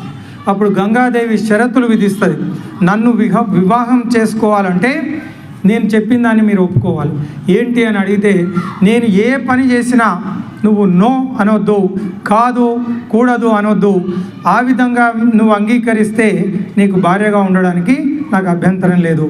నీవు ఏ రోజైతే నేను చేసే పనిని వద్దు అని చెప్తావో మరుక్షణమే నేను నిన్ను వదిలి వెళ్ళిపోతాను. సరే మంచిదిలే అని చెప్పి అంగీకరిస్తాడు. ఆ విధంగా శంతన గంగాదేవులు వివాహం జరుగుతుంది. వారికి 7గురు సంతానం జరుగుతుంది. పుట్టగానే బిడ్డను తీసుకెళ్ళి గంగాదేవి గంగలో వేసి చంపేస్తుంది.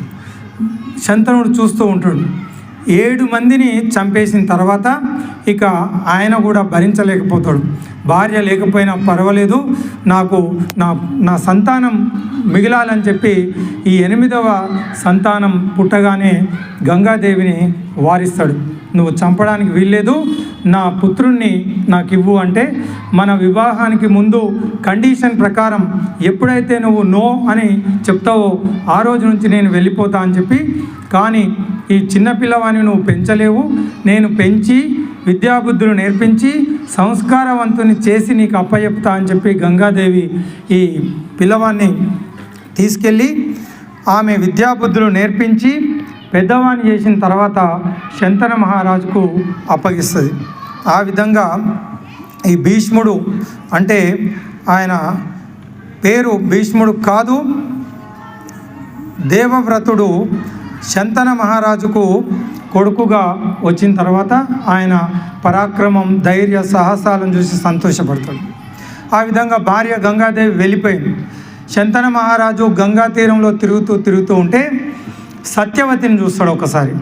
ఎవరి సత్యవతి అంటే మత్స్యకన్య. మత్స్యరాజు అంటే బెస్తవాళ్ళు అంటాం కదా, మత్స్యకన్య. ఈమె గంగానదిలో పడవ నడుపుతూ ఉంటుంది. ఒకసారి పరాశర ముని గంగానదిని దాటుతూ ఉంటే ఈ సత్యవతిని చూసి ఒక మహానుభావుడు జన్మించాలి కాబట్టి ఆయన వరప్రసాదంగా జన్మించిన మహానుభావుడే ఆ భగవంతుని అవతారమే వేదవ్యాసుడు. పరాశరునికి సత్యవతికి పెళ్ళి కాకముందే జన్మించినటువంటి మహానుభావుడు వేదవ్యాసులు భగవాన్. ఆ తర్వాత ఇక సత్యవతిని చూసి మళ్ళీ శంతనుడు మోహిస్తాడు. మోహించి మరి వివాహం చేసుకుంటా అని చెప్పి ఆ రాజు దగ్గరికి వెళ్ళి అడుగుతాడు, మీ అమ్మాయిని నాకు ఇవ్వండి, నేను పెళ్లి చేసుకుంటాను. తండ్రి ఏం చేస్తాడంటే, నీకు ఆల్రెడీ పెళ్ళి అయింది కదా, నీకు పెద్ద కుమారుడు దేవవ్రతుడు, నీకు ఆయన మహావీరుడు శూరుడు కొడుకున్నాడు కదా, ఆయనే రాజు అవుతాడు. మరి నా బిడ్డనిస్తే వీళ్ళ పిల్లలు రాజులు కారు, నేను నీకు నా బిడ్డని ఇవ్వను అంటాడు. సరే మంచిది అని చెప్పి ఆయన బాధపడుతూ ఇంటికి వస్తాడు. తండ్రి ఎందుకో బాధపడుతూ ఉన్నాడు, నిన్నమన్నట్లాగా హుషారుగా లేడు, ఎందుకో విచారంగా ఉన్నాడు అని తెలుసుకున్న దేవవ్రతుడు అంటే భీష్ముడు, ఆయనకి ఇంకా భీష్ముడు అని పేరు లేదు, మంత్రులను అడుగుతాడు, ఎందుకు మా నాన్న విచారంగా ఉంటున్నాడు, సంతోషంగా లేడు అని మంత్రులను అడిగితే మంత్రులు చెప్తారు, అయ్యా ఇట్లా సంగతి, మీ నాన్నగారు ఒక అమ్మాయిని చూసి ఇష్టపడ్డాడు, కానీ వాళ్ళ తండ్రి గారు కొన్ని కండిషన్స్ పెట్టిండ్రు, అవి ఇట్లా ఉన్నాయి అని. అప్పుడు భీష్ముడు చిన్నపిల్లవాడు దేవవ్రతుడు సత్యవతి తండ్రి దగ్గరికి వెళ్ళి, ఎందుకు మీరు మా నాన్నగారికి మీ అమ్మాయిని ఇవ్వలేకపోతుండ్రు అంటే, నువ్వు రాజుగా అవుతావు కదా, పెద్ద కుమారుడు నువ్వు ఉన్నావు కదా, అందుకనే మా బిడ్డకు పుట్టే పిల్లలు రాజులు కారు కాబట్టి మేము ఇవ్వడానికి ఇష్టపడతలేం. అయితే ఇదే మీ కోరిక అయితే ఇప్పుడే నేను చెప్తూ ఉన్నా, నాకు రాజ్యము అవసరం లేదు. ఏ రాజ్యం కోసం కురు పాండవులు ప్రపంచ మహాసంగ్రామాన్ని చేసినరో అలాంటి రాజ్యాధికారాన్ని తృణప్రాయంగా త్యజించినటువంటి త్యాగశీలి భీష్మ పితామహులు. నాకు రాజ్యం వద్దు అని చెప్పి తండ్రి కోసం ప్రతిజ్ఞ చేసేస్తాడు, నాకు అవసరం లేదు, మీ బిడ్డకు పుట్టిన పిల్లల్ని రాజును చేస్తా అని చెప్పి మాటిస్తాడు. కానీ తండ్రి ఇంకొక సందేహాన్ని వ్యక్తం చేస్తాడు, సరే మంచిది, నువ్వు రాజ్యాధికారాన్ని వదులుకుంటున్నావు కదా, రేపు నీకు పుట్టే పిల్లలు వాళ్ళు క్లెయిమ్ చేయొచ్చు కదా, మాకు కూడా హక్కు ఉంది, పెద్దవాడు మా నాన్ననే, ఆయన ఏదో వదులుకున్నాడు మేమెందుకు వదులుకుంటామని నీ సంతానం సింహాసనం గురించి హక్కు అడిగితే అప్పుడు కూడా సమస్య వస్తుంది కదా అంటే, ఓహో అట్లాగైతే నేను వివాహాన్ని చేసుకోకుండా ఆ జన్మ బ్రహ్మచారిగా ఉండిపోతా అని చెప్పి భీష్మ ప్రతిజ్ఞ అంటే ఎవ్వరూ చేయనటువంటి పంచభూతాల సాక్షిగా సామ్రాజ్యాన్ని సింహాసనాన్ని తృణప్రాయంగా త్యజించడమే కాదు, తండ్రి కోసం ఆ జన్మ బ్రహ్మచారిగా ఉండడానికి భీష్మ ప్రతిజ్ఞ చేసినటువంటి మహానుభావుడు కాబట్టే దేవవ్రతుణ్ణి ఆ రోజు నుంచి మొత్తం ప్రపంచమంతా దేవతలంతా పుష్పవర్షం కురిపించి, ఆహా ఎవ్వరు చేయగలుగుతారు నాన్న ఇలాంటి ప్రతిజ్ఞ, నీవు తప్ప అని చెప్పి ఇక నుంచి నీ పేరు భీష్ముడు అని పేరుగా ప్రపంచమంతా పిలిచింది. ఆ విధంగా మరి తండ్రి కోసం రాజ్యాన్ని సింహాసనాన్ని వదలడం కాదు, తాను పెళ్లి చేసుకోకుండా ఆ జన్మ బ్రహ్మచారిగా మిగిలిపోయి భీష్ముడుగా అవతరించినటువంటి మహానుభావుడు భీష్ముడు. ఆ తర్వాత సత్యవతికి 2 కుమారులు జన్మిస్తారు. విచిత్ర వీరుడు, చిత్రాంగదుడు. వాళ్ళు అప్రయోజకులు, పుట్టుక నుంచే వాళ్ళు ప్రయోజకులుగా కారు. తండ్రి చనిపోతాడు, పిల్లలు పెద్దగైన తర్వాత దుర్వ్యసనాలకు బానిసలవుతారు. తల్లి సత్యవతి భీష్ముని పిలిచి, నాయన మీ తమ్ములు చెడు దారిలో పోతూ బాధ్యతారహితంగా ప్రవర్తిస్తూ ఉన్నారు, పెళ్లి చేస్తే తప్ప వీళ్ళు బాగుపడరు, వీళ్ళకు యోగ్యమైన కన్యలను తీసుకొచ్చి పెళ్లి చేయను ఆయన అని చెప్తే, మంచిది అమ్మ అని చెప్పి తల్లి మాట జవదాటని భీష్ముడు కాశీనగరంలో రాజుకు చాలా చక్కటి సంస్కారవంతమైన 3 కూతుర్లు అంబిక, అంబాలిక ఉన్నారు. వాళ్ళకు స్వయంవరం ప్రకటించిండు. నేను వెళ్ళి ఆ 3 కన్యలను తమ్ముళ్లకు భార్యలుగా తీసుకొస్తా అని చెప్పి కాశీనగరానికి బయలుదేరి వెళ్తాడు భీష్ముడు రాగానే ఆ స్వయంవరంలో ఉన్న రాజులు కొందరైతే భీష్ముని ఎదిరించలేము అని చెప్పి ఒప్పుకుంటే, కొందరు ఎదిరించి అబాసుపై ఆలేకపోతే ఆ ముగ్గురిని వీరోచితంగా గెలిచి స్వయంవరంలో తమ్ముళ్లకు పెళ్లి చేయడానికి రథం మీద ఎక్కించి తీసుకొని వస్తుంది. ఆ మధ్యలో అంబ భీష్ముని ప్రశ్నిస్తుంది. బలం ఉంది కదా అని చెప్పి అహంకారంతో నువ్వు ఈ పని చేయడం ఎంతవరకు సమంజసం? నేను ఆల్రెడీ నా మనసు ఒక రాజుకు ఇచ్చేసిన, మేమిద్దరం పెళ్లి చేసుకోవాలని చెప్పి మానసికంగా ఆయనను నేను భర్తగా భావించిన, స్వయంవరంలో నేను ఆయనను ఎన్నుకోవాలనుకున్నా, కానీ నీవు వచ్చి మొత్తం ఈ విధంగా చేసినావు, నా మనసు ఆల్రెడీ వేరే వాళ్ళ వశమైపోయింది అంటే, అలాగా తల్లి నన్ను క్షమించు, మరి అలాంటప్పుడు మీ తండ్రి గారికి చెప్పాల్సింది కదా, స్వయంవరాన్ని ప్రకటించాల్సింది కాదు, రాజులను మోసం చేసినట్టు అయింది మీరు, ఏమైనా పర్వాలేదు తల్లి, అంత సంస్కారవంతుడు, దండం పెట్టి తల్లి నీకు నచ్చిన వ్యక్తితో నువ్వు ఉండవచ్చు అని చెప్పి వెళ్ళమని చెప్తాడు. అంబ తిరిగి తన ప్రియుని దగ్గరికి వెళ్తుంది. వాడు అవమాన భారంతో 10 మందిలో భీష్ముడు అవమానించి నన్ను ఓడించి నిన్ను తీసుకెళ్ళాడు కాబట్టి నిన్ను భార్యగా నేను స్వీకరించా, తిరిగి వెళ్ళిపో అంటాడు. అక్కడ ఇక్కడ అవమానం జరిగేసరికి తిరిగి భీష్ముని దగ్గరికి వస్తుంది కురుసభకు. అంతకుముందే ఆ ఇద్దరు అంబికను ఆ చిత్రాంగదుడు విచిత్ర వీరునికి ఇచ్చి పెళ్లి చేస్తాడు. మళ్ళీ తిరిగి అంబ వస్తుంది. నీ వల్లనే నా జీవితము సర్వనాశనం అయిపోయింది కాబట్టి నువ్వే నన్ను పెళ్లి చేసుకోవాలని చెప్పి పంతం పడుతుంది. అమ్మ, నేను ప్రతిజ్ఞ చేసిన మా తండ్రి గారి కోసం, నేను ఆజన్మ బ్రహ్మచారిగా ఉంటా, నేను పెళ్లి చేసుకోను, దయచేసి నన్ను క్షమించు, కావాలంటే మా తమ్ముళ్లకు మా కోడలుగా చేసుకుంటామని చెప్తే అంబ ఒప్పుకోదు. నీ వల్ల నా జీవితం సర్వనాశనమైంది కాబట్టి నీ అంతు చూస్తా అని చెప్పి సభలో ప్రతిజ్ఞ చేసి వెళ్ళిపోయి రాజులందరినీ అడుగుతుంది భీష్మునికి బుద్ధి చెప్పాలని.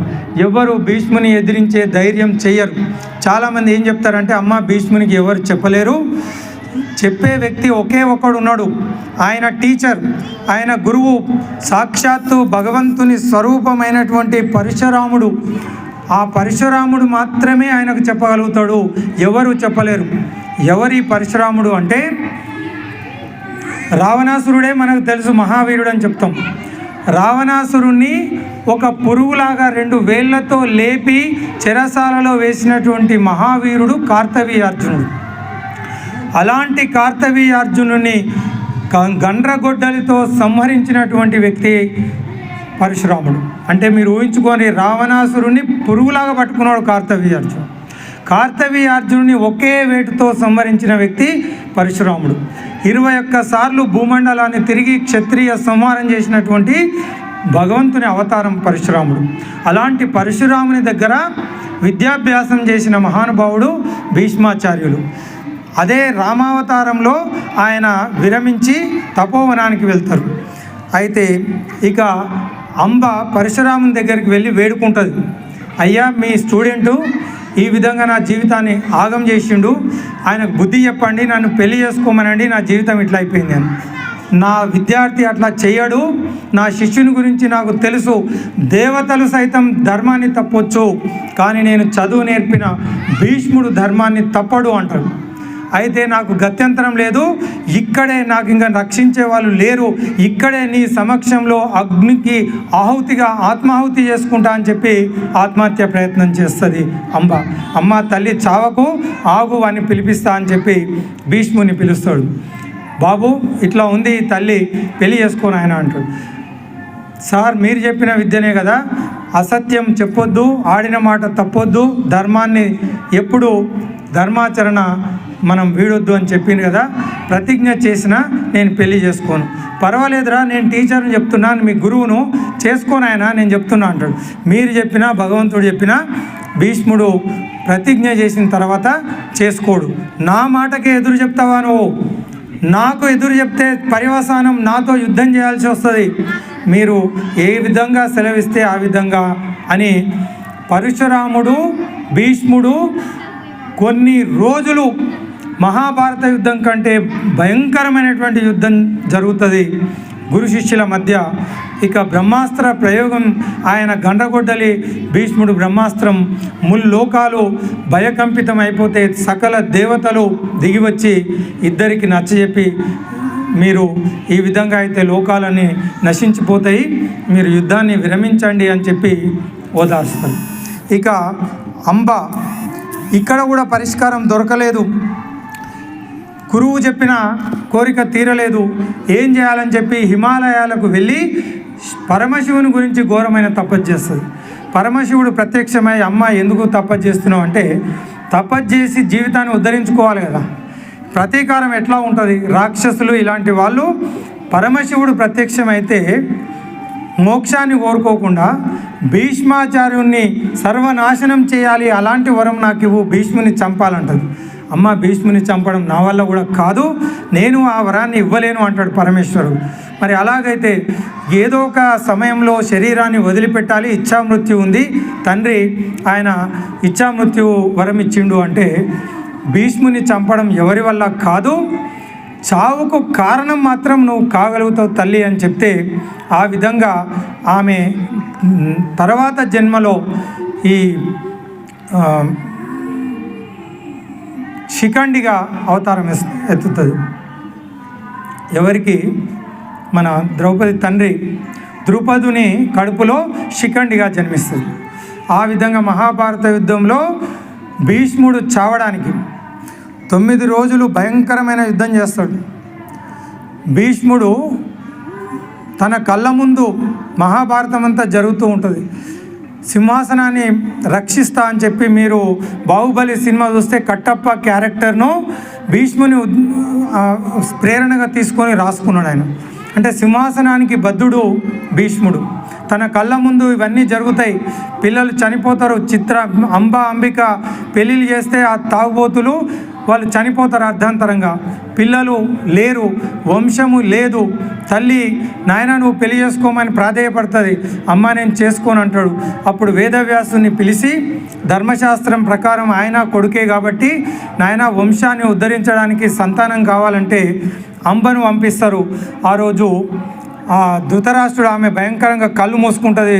వేదవ్యాసుడు నల్లగా భయంకరంగా గడ్డం మీసాలతో చూసి, గుడ్డివాడు ధృతరాష్ట్రుడు పుడతాడు. తర్వాత రెండో కోడల్ని అంబాలికను పంపిస్తే ఆమె కళ్ళు మూసుకోదు కానీ భయపడి వణుకుతుంటే పాండురాజు పుడతాడు. ఆ తర్వాత దాసిని పంపిస్తే మరి ఆ ధర్మస్వరూపుడైనటువంటి విదురుడు జన్మిస్తాడు. ఆ తర్వాత కథ నడుస్తూ ఉంటుంది.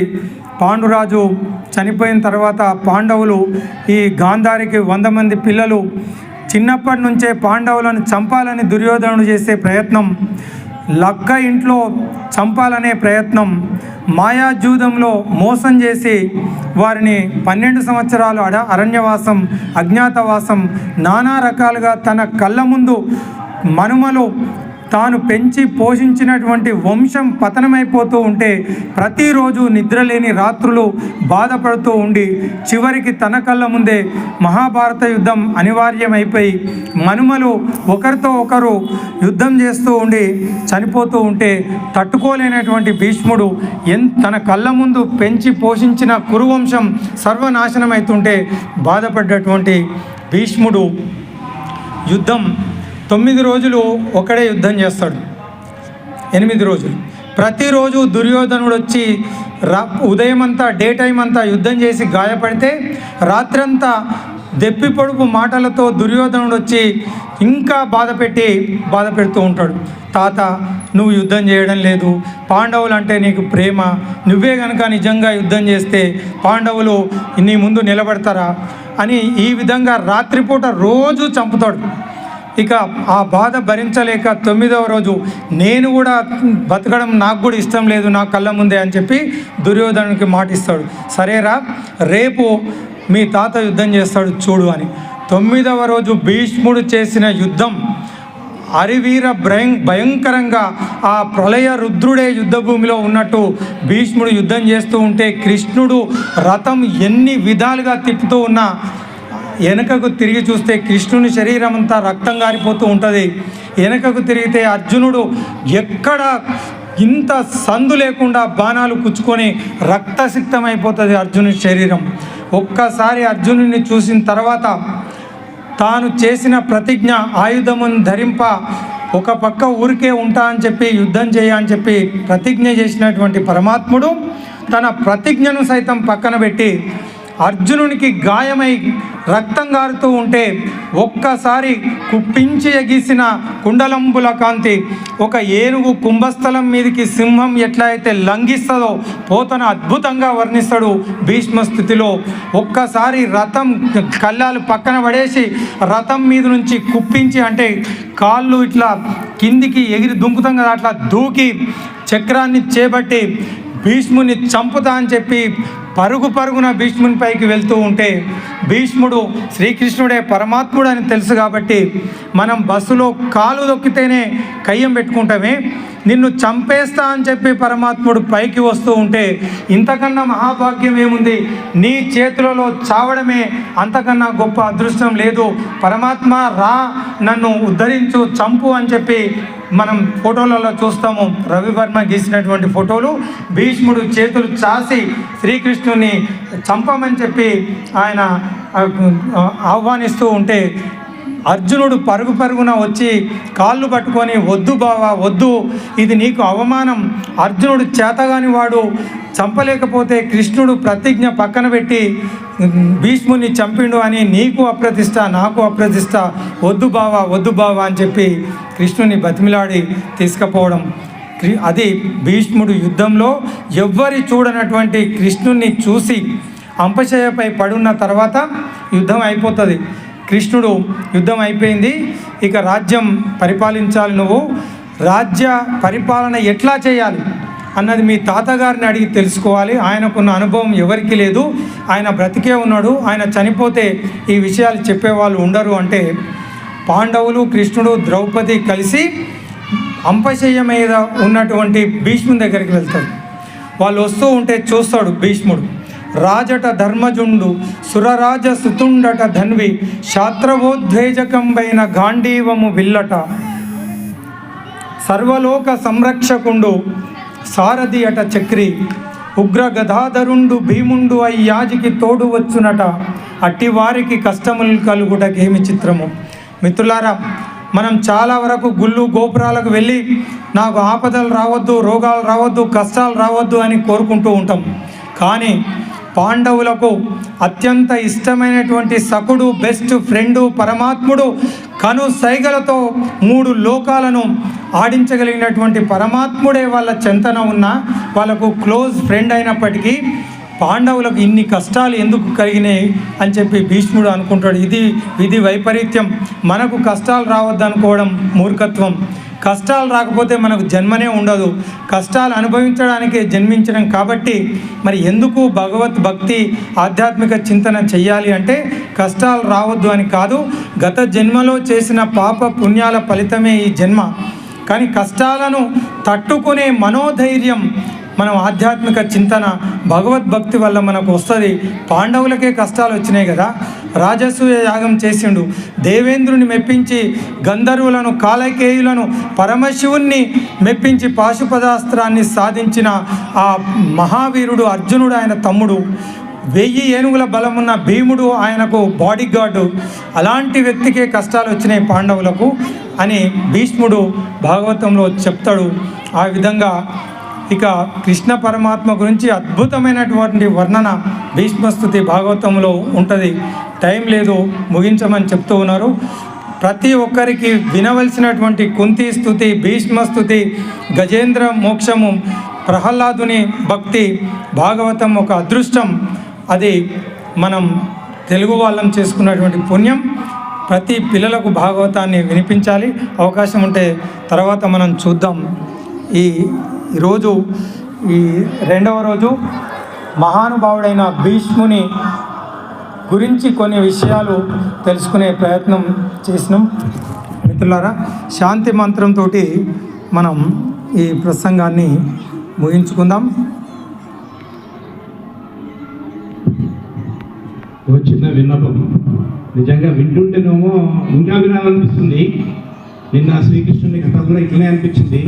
కానీ మనకు ఒక సమయం అనుకున్నాం కాబట్టి సమయాభావం వల్ల మనం అంటే ఆ పవన్ కూడా చెప్తున్నాము. ఎందుకంటే ఇళ్ళకు అదే పిల్లలు భోజనం ఇవన్నీ ఉంటుంది కాబట్టి మీకు ఇబ్బంది, మాకు ఇంకా ఇబ్బంది. కాబట్టి చాలా బాగుంది, వింటుంటే ఇంకా వినాలనిపిస్తుంది. కానీ మీరు ఎంతైనా చెప్పగలుగుతారు, మన్నించాలి మిమ్మల్ని ఆపమన్నందుకు. తొందరగా 6:30 కన్నా మొదలు 7 అవుతుంది. మనం అందరూ సహకరించి 6:30కు సరిగ్గా వస్తే 6:30కు ప్రారంభిద్దాం, 8 గంటలకు పూర్తి చేద్దాం. ఒక చిన్న భజన చేసుకోవచ్చు. ఇది ఆధ్యాత్మిక కార్యక్రమం.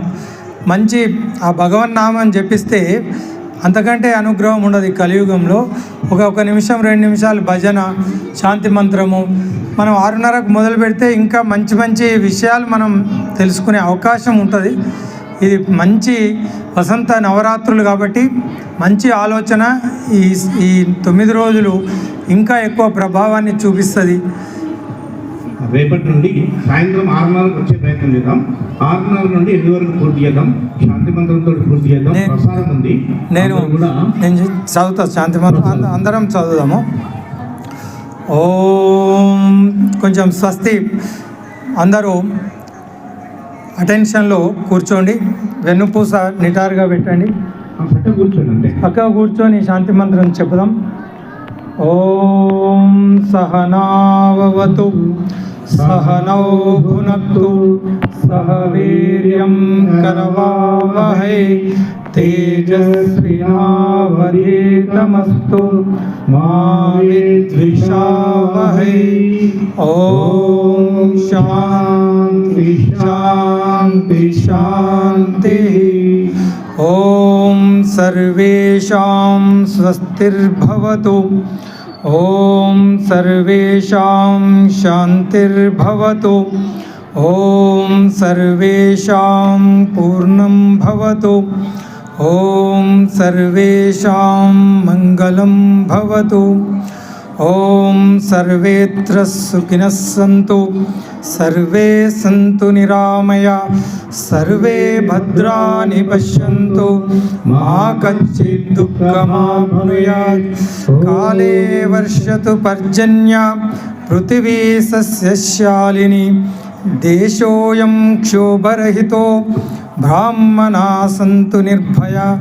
స్వస్తి ప్రజాభ్యం పరిపాలయంతాం న్యాయేన మార్గేణ మహిం మహిషా. గోబ్రాహ్మణేభ్యః శుభమస్తు నిత్యం. లోకా సమస్తా సుఖినో భవంతు. ఓం శం నో మిత్ర శం నో వరుణ. ఓం శం నో భవత్వర్యమ. ఓం శం నో ఇంద్రో బృహస్పతి. శం నో విష్ణురుక్రమ. నమో బ్రాహ్మణో నమో వాయు. త్వమేవ ప్రత్యక్షం బ్రహ్మాసి.